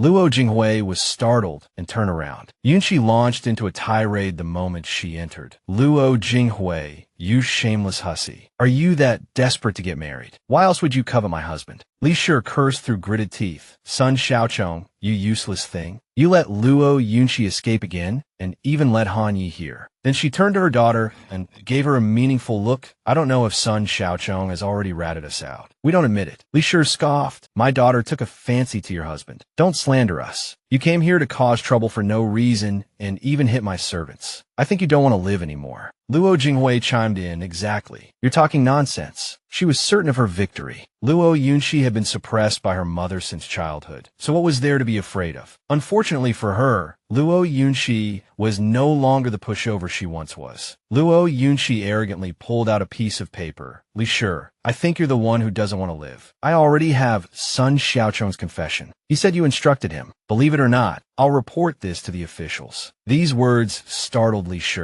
who hurriedly tried to snatch the paper. Inwardly, she cursed Sun Xiaochong, that good-for-nothing fool. Unexpectedly, the paper only had 6 characters written on it. Stupid pig, you've been tricked. Li Shi trembled with anger. You little wretch, you tricked me. She tore the paper as she fumed, thinking, are they rebelling today? This reaction satisfied Luo Yunshi. She tilted her head and mocked. Why aren't you keeping up the act? Since she had been exposed, Li Shi didn't bother pretending anymore. Fine, I did it. What can you do about it? What dare you do? Luo Yunshi immediately demonstrated with actions. I'll tell you what I dare do. Li Shi cried out in pain as she was shoved. Oh, but that wasn't all. Luo Yunshi ripped the earring from Li Shi's ear. These are my mother's. You're worthy of wearing them. Blood immediately welled up from the wound. Li Shi clutched her ear, trembling, her fury growing. This little wretch. Before she got married, she obeyed me in everything. Now, she's like a different person. Seeing her mother injured, Luo Jinghui frantically ran to the door, shouting, help, someone. Luo Yunshi is killing someone. But before she could get out the door, her wrist was tightly grabbed, and she immediately received a resounding slap from Luo Yunshi. Shut up. Luo Jinghui fell to the ground, landing right next to her dear mother. Daughter. Suddenly, Luo Yunshi noticed the lavishly laden table and laughed sarcastically. Look how extravagantly you live. Delicacies and servants waiting on you hand and foot, while I, the legitimate daughter, am left starving and doing all the chores. These words were like a death knell to the mother and daughter. It's over, it's over. Tonight, Luo Yunshi is here to settle the score. Han Yi stood to the side, witnessing everything, his heart filled with pity. Seeing Li Shi and her daughter's luxurious life with his own eyes, and thinking about the suffering Luo Yunshi had endured in the Luo family, he felt a deep sense of injustice for her. Just then, soldiers, alerted by the commotion, rushed in. Who's causing trouble here? Luo Yunshi and Han Yi both looked in that direction. The two soldiers, recognizing the people before them, stammered, it's its eldest miss and master. Whether it was fortunate or unfortunate, Luo Yunshi's father, Luo Tianfu, also arrived. Who did I think had returned? It's you, you ungrateful wretch. He scowled. TSK, looking so shabby. The first time you return home after your marriage, not only do you bring no gifts, but you have the nerve to cause trouble here. Pockets emptier than your faces. Thinking of rebelling, are you? This undisguised contempt made Han Yi frown. But before he could do anything, his wife stepped forward and retorted, haven't we already sent a gift? Not only have we sent a grand gift, but we're also here to collect a debt. Seeing Luo Tianfu, Li Shi started to act coquettishly. Husband, save us. If you don't come soon, Luo Yunshi will beat us to death. Luo Jinghui began to wail loudly. Seeing his beloved wife and daughter injured, Luo Tianfu pointed at Luo Yunshi in anger. You're too outrageous. Look what you've done to your sister. Her face is swollen like a pig's head. Although it was painful, the comparison infuriated Luo Jinghui. Father, who are you calling a pig's head? This twisting of the truth angered Luo Yunshi even more. I am outrageous. Li Shi spread false news about you falling off your horse to trick me into coming home, then had Sun Xiaochong ambush me to ruin my reputation. She even instigated the matchmaker to force Han Yi to divorce me and marry Luo Jinghui. What do you have to say about that? It turned out he was unaware of this plan. His face darkened as he turned to Li Shi. What's going on? How dare you make such decisions without consulting me? She didn't dare to say anything, only stammering in response. Luckily, Luo Jinghui quickly jumped in to explain, unknowingly incriminating herself further. Father, don't blame mother. It's Luo Yunshi who's shameless. Clearly, it was Luo Yunshi who didn't want to marry Han Yi in the first place. Now that I have feelings for Han Yi, Luo Yunshi isn't happy. Mother and I were clearly thinking of you when we did this. Luo Yunshi couldn't be bothered to argue. She said indifferently, times have changed. Right now, I just want to live a peaceful life with Han Yi. This sudden confession made Han Yi blush. Ignoring him, she loudly threatened the group, if you dare cause any more trouble, I'll report you to the magistrate. He'll charge you with disturbing the peace and put you in shackles. You'll be paraded through the streets for everyone to see what a virtuous slut who seduces her brother-in-law looks like. Luo Jinghui was so scared that she could only hide behind her mother, unable to speak. You, Luo Yunshi, now having the upper hand, narrowed her eyes and threw out a crucial line. As they say, a slut will only give birth to another slut. She stated everything calmly, as if she were merely an outsider. Back then, you were nothing but a foot-washing maid for my mother. If you hadn't had an affair with my father. For years, Luo Yunshi's mother had cried her eyes out every day. Remembering this, she could no longer maintain her composure. Then why was my mother angered to death? Luo Tianfu, his sore spot struck, roared back, "Shut up. You have no right to talk about me. I can be with whoever I want." But Luo Yunshi didn't waver in the slightest and turned his words against him. Then the same goes for me. With that, she tightly gripped the red tablecloth beside her. She yanked it with all her might, causing the bowls and plates to crash to the floor and shatter. But on her beautiful face, a calm smile remained. Rather than restrain myself, it's better to go crazy once in a while. Luo Tianfu yelled frantically, "My cold dishes, my luxurious food." The food scattered across the floor, just like the pride in Luo Yunshi's heart. Rather than constantly forcing herself to endure, it was better to let loose occasionally. A meatball flew straight towards Li Shi's head. The rest fell to the ground, shattering into hundreds of pieces. Luo Tianfu could only stand there dumbfounded, cursing,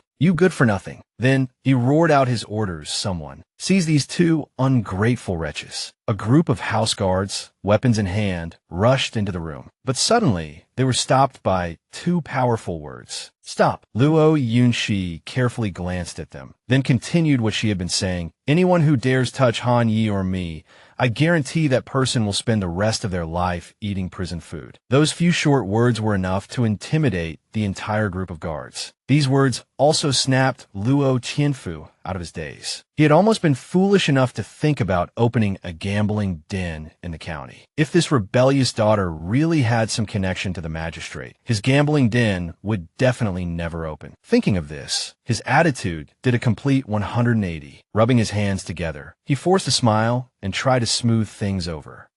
My good daughter, it was father's mistake. So what do you want? Father will listen to you." Luo Yunshi couldn't help but admire the old man's quick change of face. Since she had the opportunity, she had to seize it. She calmly stated her demands. "Listen carefully. First, I want you to properly discipline your shameless, illegitimate daughter, Luo Jinghui. Tell her to stop pestering Han Yi. If she dares to cause trouble at the Han residence again, don't blame me for being ruthless." Luo Jinghui couldn't stand being spoken to like this. She ran to grab Luo Tianfu's sleeve and whined, "Father, look how horribly Luo Yunshi is scolding me." "Scolding Yunshi is scolding you. But now, blinded by greed, he no longer had the energy to protect her. Shut up. Go apologize to your sister and promise her that you won't pester your brother-in-law again. And kowtow to her to show your remorse. Luo Jinghui naturally refused, yelling at him angrily. What is Luo Yunqi? Does she deserve an apology from me? Sure enough, she immediately received another slap from Luo Tianfu. Who told you to provoke your brother-in-law? Quickly apologize to your sister.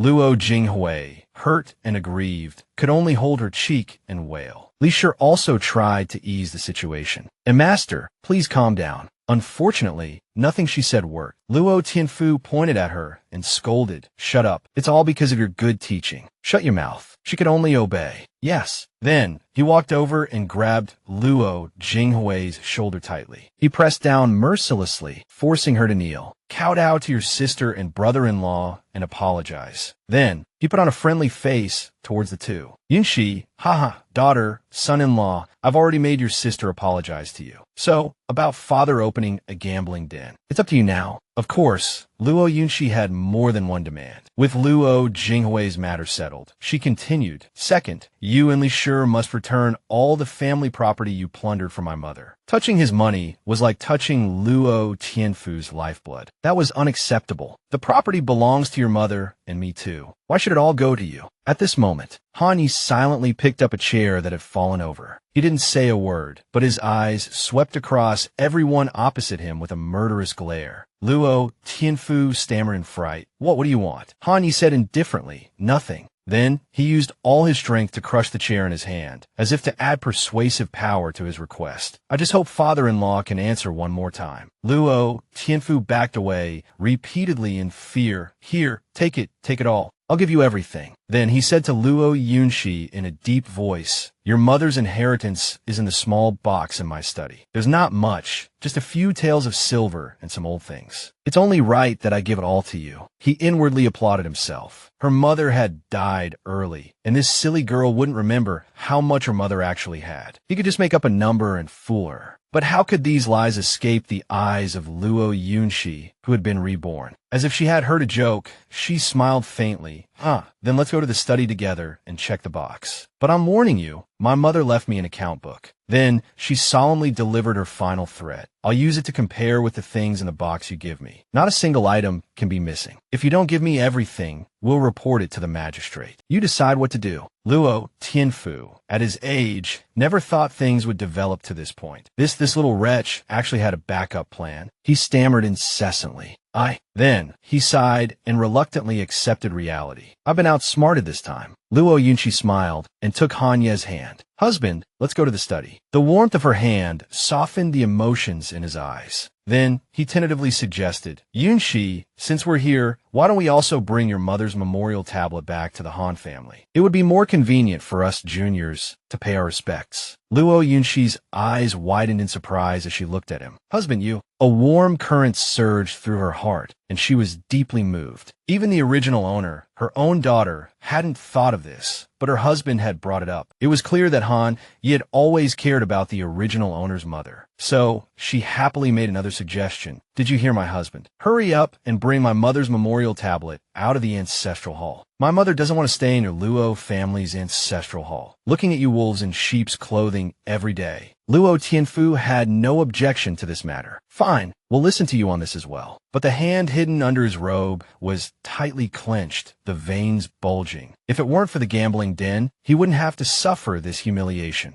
Luo Tianfu sighed repeatedly, but for now, he could only go along with them. After all, a person like him wouldn't suffer a loss. He would settle the score with them once the gambling den was open. Sobbing sounds came from the bedroom. Woo-woo, mother. Luo Jinghui knelt on the ground, crying her eyes out. I'm so wronged. Father won't help me either. I have no face to see anyone. Li Shi hugged her tightly and comforted her. My good daughter, don't cry. Revenge is a dish best served cold. As long as Luo Yunqi isn't dead, we'll have a chance for revenge sooner or later. Everything went smoothly after that. Luo Yunqi finally found the dowry box hidden under the tree roots and took out the account book. Inside, she had recorded every item: 3 gold hairpins, 5 silver ingots, a pair of jade bracelets. Luo Tianfu cried and wailed as he returned each item, his heart aching. Woo-woo. Luo Yunqi didn't bother with sympathy and and continued to check, comparing against the records. She forced Luo Tianfu to return all of her mother's inheritance, even demanding back the earrings after careful comparison. Afterwards, Luo Yunxi and Han Yi went to the carriage rental place and hired a carriage to go home. In the carriage, Han Yi chatted with her with a smile. "It's late, and it's quiet around here. It's safer for us to hire a carriage with guards since we're carrying money." Luo Yunxi, cherishing her mother's memorial tablet in her arms, agreed, "Yes, and the carriage is faster. Xiao Rong and Xiao Mo must be anxiously waiting for us at home." It wasn't until the moon was high in the sky that the two returned home. The flickering candlelight illuminated a corner of the room.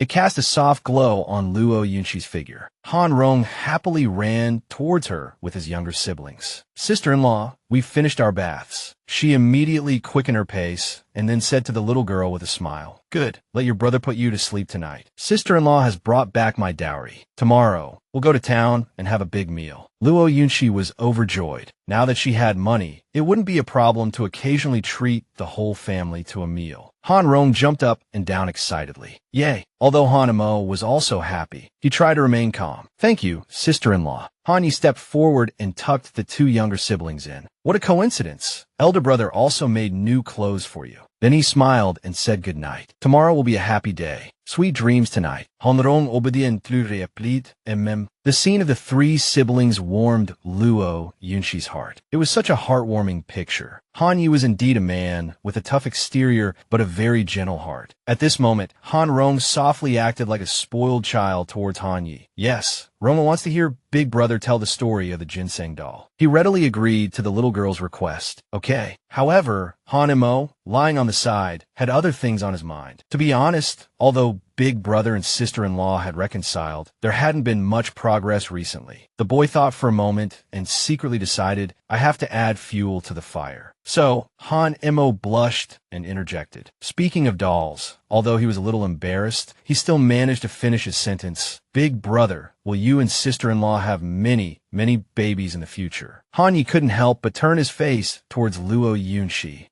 She also subconsciously looked over, and their eyes met, causing her to blush instantly. Only Han Rong wasn't affected by this atmosphere. She pitifully tugged at the blanket. "Then, if Big Brother and sister-in-law have babies in the future, will you still want second brother and me?" Han Yi gently stroked her head and comforted her. "Of course, you two are my younger siblings. No matter how many children I have, I will never not want you." But these words made Luo Yunxi fall into extreme panic. What was Han Yi talking about? What children? I don't want to have children with Han Yi. Distracted, she accidentally pricked her finger. Ow! A smear of bright red blood immediately appeared on her fair fingertip. Han Mo sat up in alarm. Big Brother, sister-in-law's hand, is bleeding. At the same time, Han Yi also rushed over quickly. He worriedly grabbed Luo Yunxi's hand. "What happened?" She softly replied to him. "I'm fine. I just accidentally pricked myself with the needle." Han Ye's focused gaze suddenly darkened, and then he unhesitatingly put her finger into his mouth. The warm feeling made Luo Yunxi's face even redder, and her pounding heartbeat seemed to drown out Han Ye's words. The villagers say saliva can stop bleeding. In her eyes, only his burning gaze remained, and pink bubbles began to appear. In the surrounding space, even the two little ones, Han Mo and Han Rong, were so excited their eyes shone. Wow! This sound made the two shyly separate. Luo Yunxi hesitated for a moment, then urged, "I'm really fine now. You should go change your clothes and sleep." Han Yi thoughtfully reminded her, "Don't work anymore. It's too tiring." Han Mo stubbornly persisted with his plan, stepping forward and snatching the things from Luo Yunxi's hands. "Sister-in-law, it's getting late. Go rest early." Han Rong also jumped down from the bed, acting like a spoiled child toward her. "Sister-in-law, go rest. Ronger won't let you work." Since the children had said so, Luo Yunxi couldn't refuse. "Okay, sister-in-law will rest early today. You two should go to sleep too." However, this incident caused Han Yi a bit of worry. His younger siblings were getting older, and no matter what, he couldn't let them continue sleeping together. From this perspective, this house seemed a bit small. The more he thought about it, the redder his face became. If he could really pass the imperial examinations in the future, he must first buy a large house, so that it would be convenient for him and Luo Yunshi to do anything. If she could read his mind, she would definitely say, "I treat you as a good brother, but you want to sleep with me." Before long, night deepened, and a full moon illuminated the entire night sky. Luo Yunshi suddenly woke up. She listened quietly to the snoring beside her. Is he asleep? Just then, Han Ye's body suddenly trembled. Luo Yunshi couldn't help but silently blame him. If she didn't cover him with a blanket, wouldn't he know to pull it over himself? What a fool. She gently shared some of the blanket with Han Yi, her gaze lingering on his face involuntarily. This guy is really handsome. The rustling sound beside him made Han Yi groggily open his eyes. Luo Yunshi was startled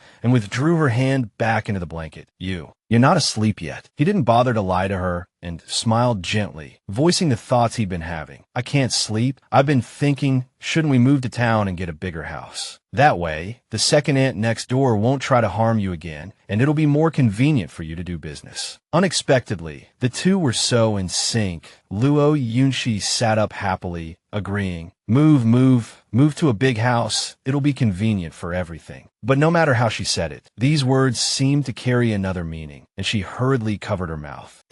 Actually, she had another plan. If they moved to a bigger house, it would be easier for her and Han Yi to sleep in separate rooms. Luo Yunshi couldn't help but recall what had happened earlier. Han Yi kept mentioning having children, and she was really afraid that he was too energetic and would be thinking about that. However, Han Yi didn't understand this meaning, thinking she had the same thoughts as him. Yunshi, do you really think so? Luo Yunshi didn't understand what he was talking about, so she asked back, think what? She waited and waited, but there was no reply, so she softly called out, Han Yi. However, at such a close distance, coupled with the overflowing emotions in his heart, he couldn't help but gulp. He stopped being shy and pulled her tightly into his arms. Luo Yunshi was stunned by this sudden action. Then, Han Yi gently pulled back slightly, gazing at the blushing face before him. However, he didn't stop there, burying his head in the crook of her neck. This intimate gesture made her stammer, cue quickly. Let go. Han Mo and Han Rong are still here. He chuckled softly, reassuring her, don't worry, Han Rong and Han Mo are already fast asleep. However, her heart couldn't calm down. Han Ye's embrace felt like he was trying to meld her into his body, sending shivers down her spine. Then, Han Yi lowered his head and placed a warm kiss on her. Luo Yunshi gasped, don't. Only after he pulled back slightly did she have space to breathe. Blushing furiously, Luo Yunshi pushed him away with all her might. Han Yi, what are you thinking? Then she finally had the chance to properly explain her earlier words. When I said anything would be convenient, I just meant that your commute to the academy wouldn't be too far. I hope you can study hard and pass the imperial examinations, so that your life won't be in vain. Han Yi rubbed his cheek where she'd pushed him, looking aggrieved. He lowered his eyes and hesitantly voiced the question in his heart. Don't you want to have a child of our own? Luo Yunshi froze, unsure how to respond. This. On the other hand, she was utterly shocked. Was Han Yi serious? Forcing a smile, she found an excuse. Han Rong and Han Mo are still young. I just want to take good care of them and help you pass the imperial examinations. Luo Yunshi smoothly rejected him, a child. It's too early to think about that now. Unexpectedly, Han Yi wasn't upset. Instead, he stroked his chin and laughed. You have a point. He was so happy because he believed Luo Yunshi must have feelings for him to be so considerate of their situation. He didn't know that his radiant smile had already captivated Luo Yunshi. Covering her burning face, she burrowed under the covers. All right, let's go to sleep. We still have to take the little ones to town tomorrow. Han Yi gently pulled the covers higher for her. Yunshi had done so much for this family. He made a silent promise to himself. She's wholeheartedly supporting my studies, so I must study hard and not let her down. A bright future gradually unfolded in his mind. If he were to rise through the ranks in the future, he would make Luo Yunshi a noble lady. The image of Yunshi, beautiful and happy, calling him husband, stirred his emotions once more. She would only need to enjoy life and never suffer again. Calm down. Han Yi forced himself to be calm. If he continued to let his mind wander, he wouldn't be able to sleep tonight. Finally, he successfully lay in bed, and the surrounding space gradually quieted down. At this moment, Luo Yunshi quietly opened her eyes. She couldn't sleep at all, so she turned over to observe the person beside her. What was wrong with Han Yi tonight? After being in this world for so long, this was the first time Han Yi had almost lost control and kept bringing up the topic of having children. Suddenly, a thought flashed through her mind, making her face flush as red as a tomato. Could it be? A question, even she felt unrealistic, surfaced. Does Han Yi like me? Her thoughts were now split into two extremes. The rational side tried to analyze. Forget it. What's the use of thinking about this? Han Yi will eventually end up with the ninth princess anyway.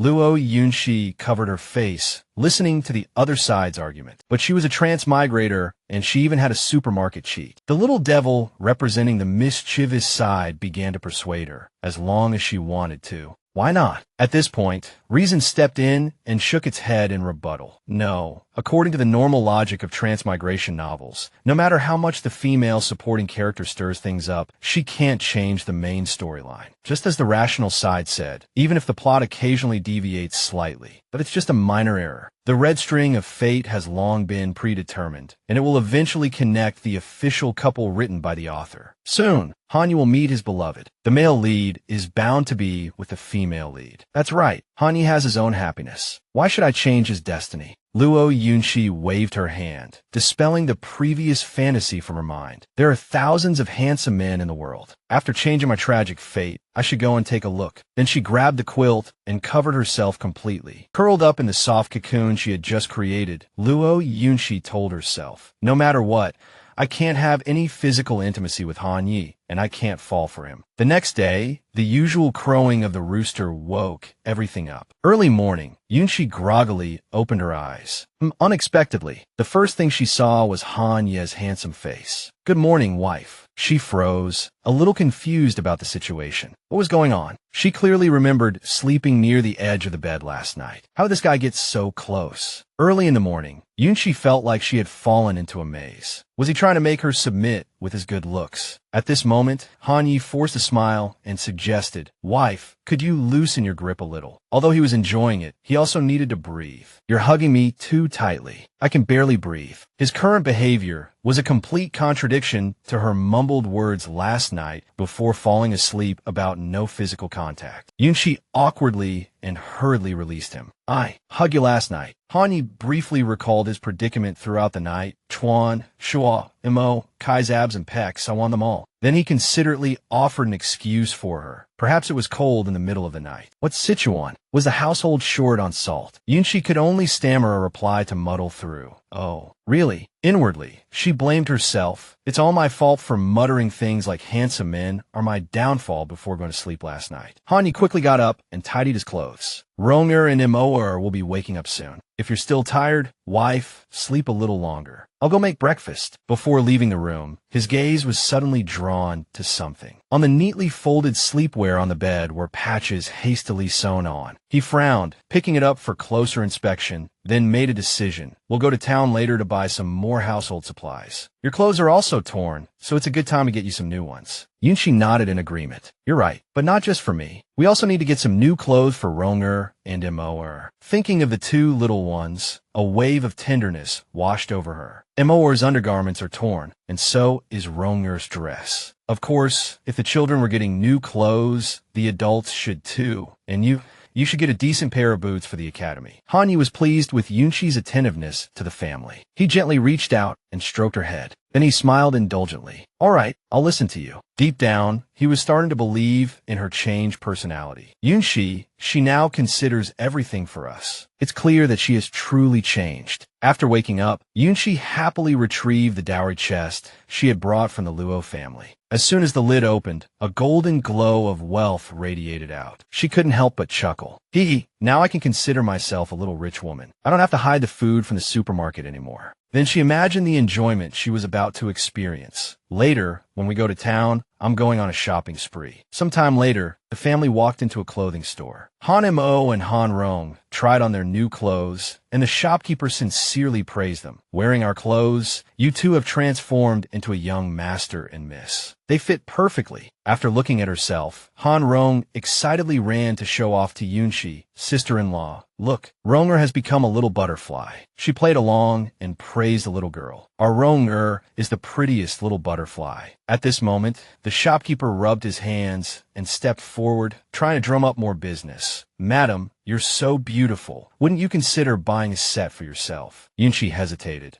Then she reached out and picked up a simple outfit hanging on the rack. I'll take this one. She had her reasons. She needed to be frugal, and the money couldn't be spent all at once. Moreover, her choice had another layer of meaning, and this outfit is also convenient for everyday chores. Looking at the outfit in Yunchi's hand, the shopkeeper hesitated. Oh, this. At this point, Hanyi interrupted. Shopkeeper, we'll take this one. He hurried to comply. Certainly. Then he enthusiastically began his sales pitch. You have a good eye, sir. This is one of our best sellers. The material is light and won't irritate the skin. Your wife will look beautiful in it. Yunchi could tell the value of the outfit with just a glance. Hanyi, this one looks very expensive. He didn't insist, but gently persuaded her. Try it on first. Trying it on doesn't cost anything. At this moment, Han Rong stood beside her, looking at her expectantly. Try it on, sister-in-law. Ronger is a little butterfly, and sister-in-law is a big butterfly. Yunchi couldn't resist this adorable plea. All right, but I'm just trying it on. I haven't said I'm buying it. A moment later, she reached out and pulled back the curtain of the fitting room, the wind chimes outside tinkling. Hanya's taste was indeed good. The outfit he chose perfectly complemented Yunchi's delicate and beautiful features. The two little ones widened their eyes in amazement. Wow, sister-in-law is so beautiful. Hanya was also captivated by her appearance, his heart skipping several beats. Although she liked it very much, Yunchi still found an excuse to decline. This dress is too cumbersome. It's not convenient for working. Having said that, she turned around shyly, wanting to go inside. But Hanyi suddenly reached out and gently grabbed her arm, stopping her. Then he smiled and praised. I've already paid for this dress. My wife should wear it. It's very beautiful. Yunchi, however, only noticed one key point. Where did you get the money? Hanyi blushed and explained. I'm a grown man. How could I not earn money? This is the money I earned from copying books before. The image of him working tirelessly through the night surfaced in her mind. No wonder she often saw Han Yi writing something at night, with dark circles under his eyes. At that time, Yunchi hadn't thought about it in this way, assuming it was because of his studies at the academy, so she didn't ask further. Looking at the calluses on his hands, Yunchi felt a pang of heartache. So Hanyi was copying books, and there were even scratches on his hands. After their marriage, Hanyi had always borne the responsibility of supporting the family alone, without ever complaining. She couldn't help but recall all sorts of things, and at the same time, she sincerely praised him in her heart. Regardless of the harsh winter or scorching summer, Hanyi insisted on going out every day to chop wood and hunt. Now, he went to the academy during the day and copied books at night to support the family. Hanyi rarely made promises, but always put them into action. He was truly a good man worthy of entrusting her life to. Thinking of this, Yunchi's expression softened, and she took Hanye's hand in hers. Then she pulled him forward, slapped the money bag on the table, and briskly instructed the shopkeeper, "Shopkeeper, pick out an outfit for him too, with good material." He quickly replied, "Don't worry, madam." Before they left, he handed Hanyi a small wooden box. "Sir, please take this and walk slowly. Come back if you need anything else." He took it and replied with a smile, "Okay." Then he lowered his head and slightly lifted the lid of the box, looking at the contents inside. At this moment, Yunchi stood outside the door and urged loudly, "Hurry up, Hanyi, our next stop is Baisian Restaurant." After walking for a while, the family arrived at their destination. The waiter enthusiastically placed the dishes on the table. "Please enjoy your meal, honored guests." This was perhaps the first time in Han Rong and Han Mo's lives that they had seen such a sumptuous table of food. "It smells so good." Yunchi gently reminded, "Eat quickly." Han Rong picked up her chopsticks, ready to start, but encountered some difficulties. The chopsticks are too hard to use. Yunchi patiently taught her step by step. "Don't worry, take your time." Suddenly, her gaze fell on the person sitting opposite her. Seeing that he hadn't moved his chopsticks, she asked in confusion, "Hanyi, why aren't you eating? The food will get cold." Only then did he pick up his chopsticks and gently pick up a piece of meat from the plate. However, Hanyi didn't eat it himself, but offered it to Yunchi. "My wife, you eat too." This gesture made her think, does he want to feed me himself? Although a little shy, she still opened her mouth and leaned forward, then closed her eyes and ate the piece of meat. Such intimacy suddenly felt a little unusual. Yunchi's simple action made him laugh. Hanyi looked quite happy at this moment. The familiar mechanical voice sounded. Male lead's favorability increased by 2 points. White rice is now available. The appearance of this precious food surprised Yunshi. I could do that too. It's just feeding someone. What's so unusual about it? Thinking this, she also reached out, picked up a piece of green vegetable, and gently leaned forward to test him. Hanyi, open your mouth too. Yunshi tilted her head slightly and asked how he felt. Is it delicious? This action, coupled with her expression, made Hanyi unable to remain calm any longer. Anything my wife feeds me is delicious, of course. Hanemo, sitting next to them, kept looking left and right. Then the little guy lowered his head contentedly and shoveled rice in his mouth. Hanrong was more direct. She cupped her cheeks and laughed. Brother and sister-in-law have both become babies who need to be fed. Ronger also wants to become a baby and be fed by brother and sister-in-law. Hanemo couldn't help but be amused by his sister's innocence. Then, laughter filled the entire table. Yunchi gently reached out and stroked Hanrong. Ronger is already a baby. She truly enjoyed this moment. After transmigrating here, this was the first time she had laughed so heartily. Living this kind of life, living a little longer, didn't seem so bad after all. Only the system remained silent, which puzzled Yunshi. But why didn't the favorability increase? Was the chef's green vegetable too salty? Or is it something else? Just then, the bell hanging outside the door jingled, and a stunningly beautiful young woman slowly walked in. Although the fan in her hand covered half her face, it couldn't hide her bright eyes. This was Guan Shuiyin. As soon as the waiter saw the distinguished guest, he hurried up to greet her. Miss Guan, what brings you here today? She replied coldly, my father asked me to buy some food. As soon as she finished speaking, she tossed a large bag of money over. Waiter, pick some delicious dishes and pack them up for me. The customer is always right, but if they're a generous spender, the service is bound to be much better. Therefore, the waiter's attitude became even more respectful. All right, miss, please rest assured. Guan Shuiyin slowly walked into the restaurant. She calmly faced the surrounding murmurs. Whose daughter is this? She's truly stunning. Such grace, such elegance. She surpasses all the women I've ever seen. Even with such praise, Guan Shuiyin remained unfazed. I've been learning etiquette since I was young, and my attire has always been based on the noble ladies of the capital. I grew up listening to compliments. Those country bumpkins naturally can't compare. Just then, her gaze suddenly met Han Ye's. This young man was quite unfamiliar, but his appearance was very handsome. From the moment Guan Shuiyin entered until now, he had only been focused on eating. This behavior struck her as extremely strange. Why does he only know how to eat? Does he disdain even looking up? Little did she know, he was concentrating on peeling shrimp for his beloved wife. Yunchi eat. She helplessly stopped him. Stop peeling, Hanyi. You've almost finished this plate of shrimp. I'm full. Leave some for Ronger and Amo. He was about to retort, but suddenly, with a plop, a fan fell beside him, stopping him in his tracks. Hanyi quickly picked it up and chased after Guan Shuiyin, calling out, Miss, your fan. Whether she didn't hear him or pretended not to, she walked straight to the door and slammed it shut with a bang. Standing outside, Guan Shuiyin shyly covered her mouth. This fan has exquisite embroidery, and my name is on it. Any man would understand by now.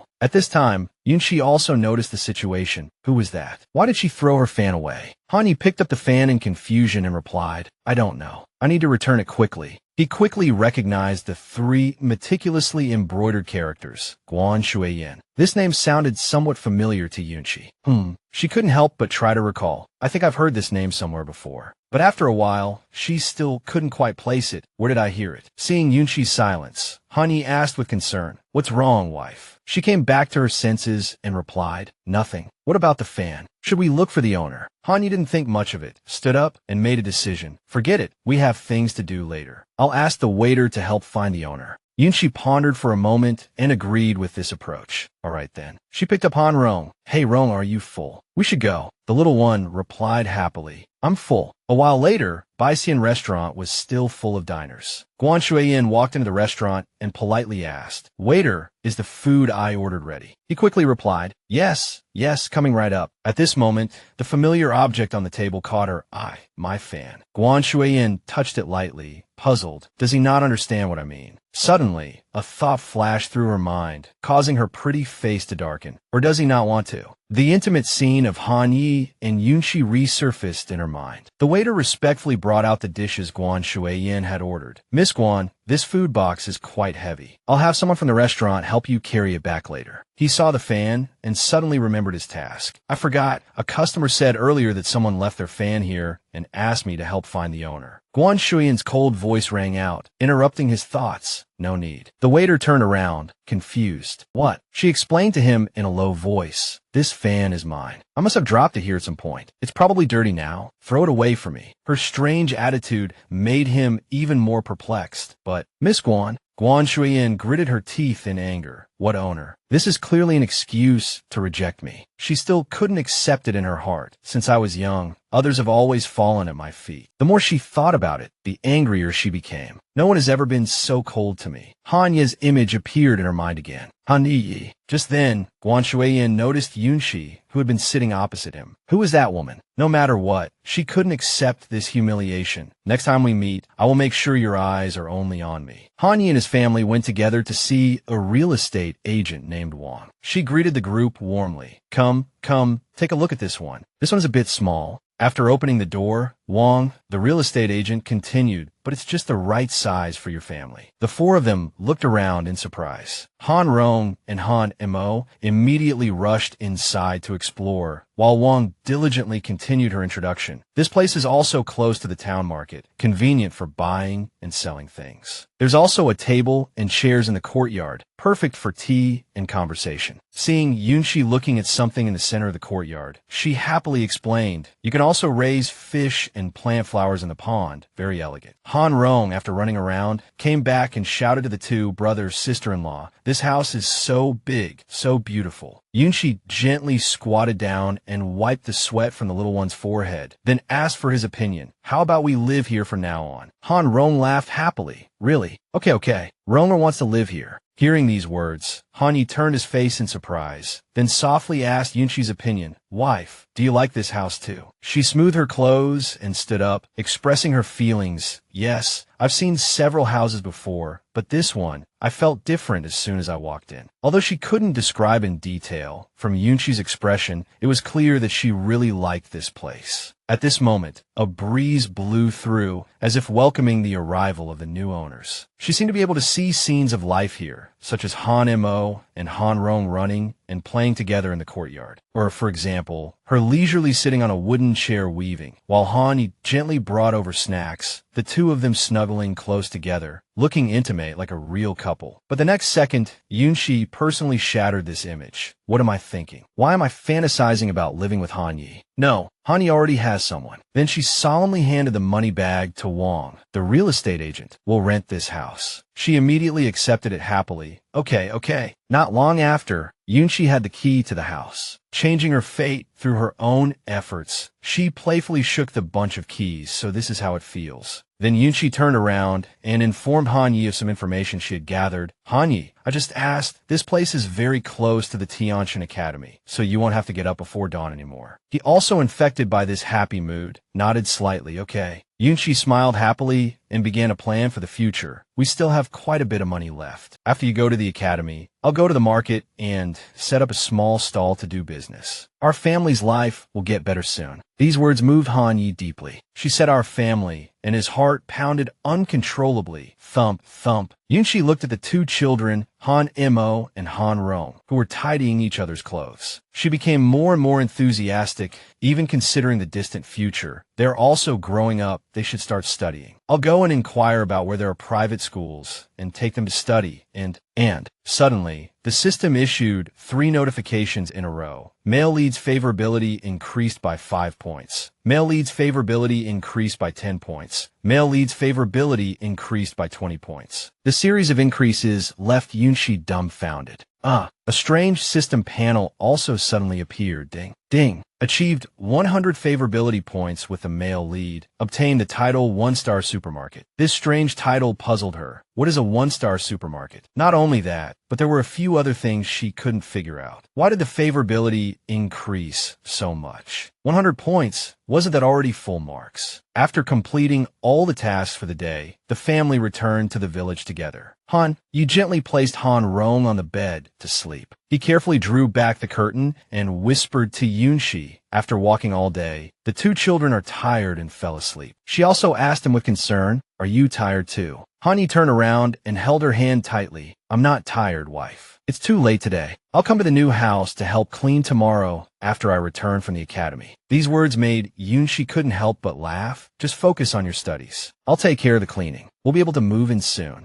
Hani clearly disagreed with this decision. Let me do this kind of rough work. The new house has 2 bedrooms. We'll divide them up so the 2 children can sleep comfortably. At this point, he held Yunshi's hand even tighter. Wife, and I can also have some time alone. Unexpectedly, she blushed and exclaimed, what nonsense are you talking about? Then, whether out of shyness or annoyance, she hurriedly pushed him out. We should rest too. Go and fetch water for a bath. Quickly, quickly. After Han, Yi quickly left. She finally relaxed and let out a sigh of relief. This man was too dangerous. Could he still be thinking about having children? Having such high favorability wasn't necessarily a good thing. Speaking of which, Luo Yunshi remembered another important matter. Right, the supermarket. She hadn't had a chance to be alone all day. This was the perfect opportunity to check it out and see what a 1-star supermarket looked like. The system quickly displayed the prompt to enter the supermarket. She selected yes without hesitation and then smoothly appeared in the virtual space. This supermarket was way too similar to her cousin's supermarket. This slightly disgusting title brought back unpleasant memories. Speaking of which, it was because he touched her that she suddenly transmigrated here. Luo Yunshi, Haobu Yoyuda, kicked at his sensitive area. Suddenly remembering this made her feel a little down. She wondered how that bastard cousin was doing now. If she could go back, she would definitely beat him up. Luo Yunshi's gaze was drawn to a unique shelf. Huh, what's this? She murmured the 2 words written on it. Medicine. So was medicine. Was this the reward for the 1-star supermarket? Luo Yunshi excitedly picked it up and examined it carefully. Anti-inflammatory and analgesic, cough suppressant and expectorant. Great. This quantity of medicine was extremely precious in ancient times. She observed for a while and made her own guess. Both the upper and lower shelves were empty, which meant there would be opportunities to stock new medicines later. Then she suddenly remembered something she had been wondering about. Right, hadn't Hanye's favorability already reached its maximum? She reached out and touched the system screen. Huh, I've never seen this interface before. It displayed some basic information. Supermarket level, 1-star. Male lead's current favorability, 105 points. Points needed for next level, 95. 1-star supermarket reward. Medicine, automatically claimed. Luo Yunshi carefully read the information displayed. 95 more favorability points were needed for the next level. That meant the supermarket could be upgraded to 2 stars. She eagerly speculated. The 1-star reward was medicine, so the 2-star reward was likely clothing. And then there was 3-star and 4-star. Before she knew it, she had built up a beautiful vision for the future. Upgrade the supermarket to the highest level. In this era of material scarcity, this kind of cheat mode was practically invincible. By then, Luo Yunshi would be the queen above everyone else. Maybe they would even kneel down and cheer, boss, boss, wife, wife. A familiar warm voice suddenly pulled her back to reality. The supermarket disappeared as well. Luo Yunshi asked herself suspiciously, is Han Yi back? He gently shook her awake. Are you sleepy? Take a bath and then sleep. She rubbed her eyes and replied softly, I'm a little sleepy. I have to get up early tomorrow. You should go to sleep early too. After they got into bed, Han Yi thoughtfully tucked Luo Yunshi in. Blushing, she asked, Han Yi, why have you been so good to me lately? I'm a little embarrassed. He thought for a moment, then jokingly said, it must be because my wife is too beautiful. She snorted and turned her face away. I don't believe it. Speaking of beauty, that young lady we met at Baisian restaurant today was truly beautiful. What was her name again? Guan Shuiyan. You didn't even look at her. This jealous attitude was novel to Han Yi, but he still explained with a smile, she's beautiful, so naturally other men will admire her. I don't care. I only care about the person I should care about. Luo Yunshi didn't reply, only blushing and burying herself deeper under the covers. This man's sweet talk was too skillful. Hanyi chuckled softly and reminded her, "Go to sleep, wife." In her heart, she kept chanting, "Calm down, Luo Yunshi. You absolutely cannot waver. Go to sleep, go to sleep." But before drifting off to sleep, there was one thing she was still wondering about. But where did I hear the name Guan Shuiyin before? That night, Luo Yunshi didn't seem to sleep well, tossing and turning. A scene, both familiar and unfamiliar, appeared before her eyes. Was this a movie being filmed? Guan Shuiyin, drenched, was pleading with the person opposite her. The road was too slippery, and I accidentally fell into the water. It's so cold. Can you hold me? At this moment, Luo Yunshi vaguely realized this is my dream. Despite the constant dripping of water, her beauty was undiminished. At this moment, Luo Yunshi also recognized the other person. His face was really familiar, but the man opposite stood up abruptly. "Miss Guan, please behave yourself. I'll go and get someone to take you back." This form of address made Luo Yunshi's head spin even more. "Miss Guan, this film set looks so familiar." At this moment, a familiar command rang out, "Cut." Next scene, extras on set. Luo Yunshi blankly repeated the word extra. The director pointed at her impatiently. "Hey, you extra over there. What are you spacing out for?" Only then did she finally come back to her senses. Director, are you calling me?" Although she hadn't figured it out yet, her professional instincts pointed her in a direction. "Forget it. I'll go over first." The male actor was coming over. Just as they passed each other, Yunshi thought. The male actor, actually. The other person cooperatively turned his face, helping her recognize him instantly. "Husband." The overwhelming sense of familiarity stunned Yunshi for several seconds. Then she woke up in a panic. The dreamlike yet incredibly real scene in the dream gave Yunshi a splitting headache. This dream, it's a memory of when I was an extra on set. It's already dawn, so I met my husband before. But at the time, I was only focused on making money. I didn't have any scenes with the male lead. If it weren't for this dream, I'm afraid I wouldn't have remembered it in this lifetime. Just then, Han Rong happily ran to her side. "Sister-in-law, you're finally awake." Hong is so hungry. Yunshi gently stroked the little girl's head and asked, "Sister-in-law will go prepare breakfast right away." "Ronger is such a good girl. Who combed your hair?" Han Rong boasted with a bright smile. "Second brother combed it for me." The little girl turned her head and urged, "Second brother is boiling water in the kitchen. Sister-in-law, hurry up and go." Yunshi had to get up and follow her. "Sai, I'm coming." Looking at the familiar thin quilt folded neatly beside her, she couldn't help but think, "I wonder when my husband left." As the three of them were eating breakfast, a voice came from outside. "Yunshi, are you home?" She quickly recognized the visitor as Zhong Wei. After giving the two children an instruction, she strode out. "Rong Moer, you two continue eating. Sister-in-law will go out and take a look."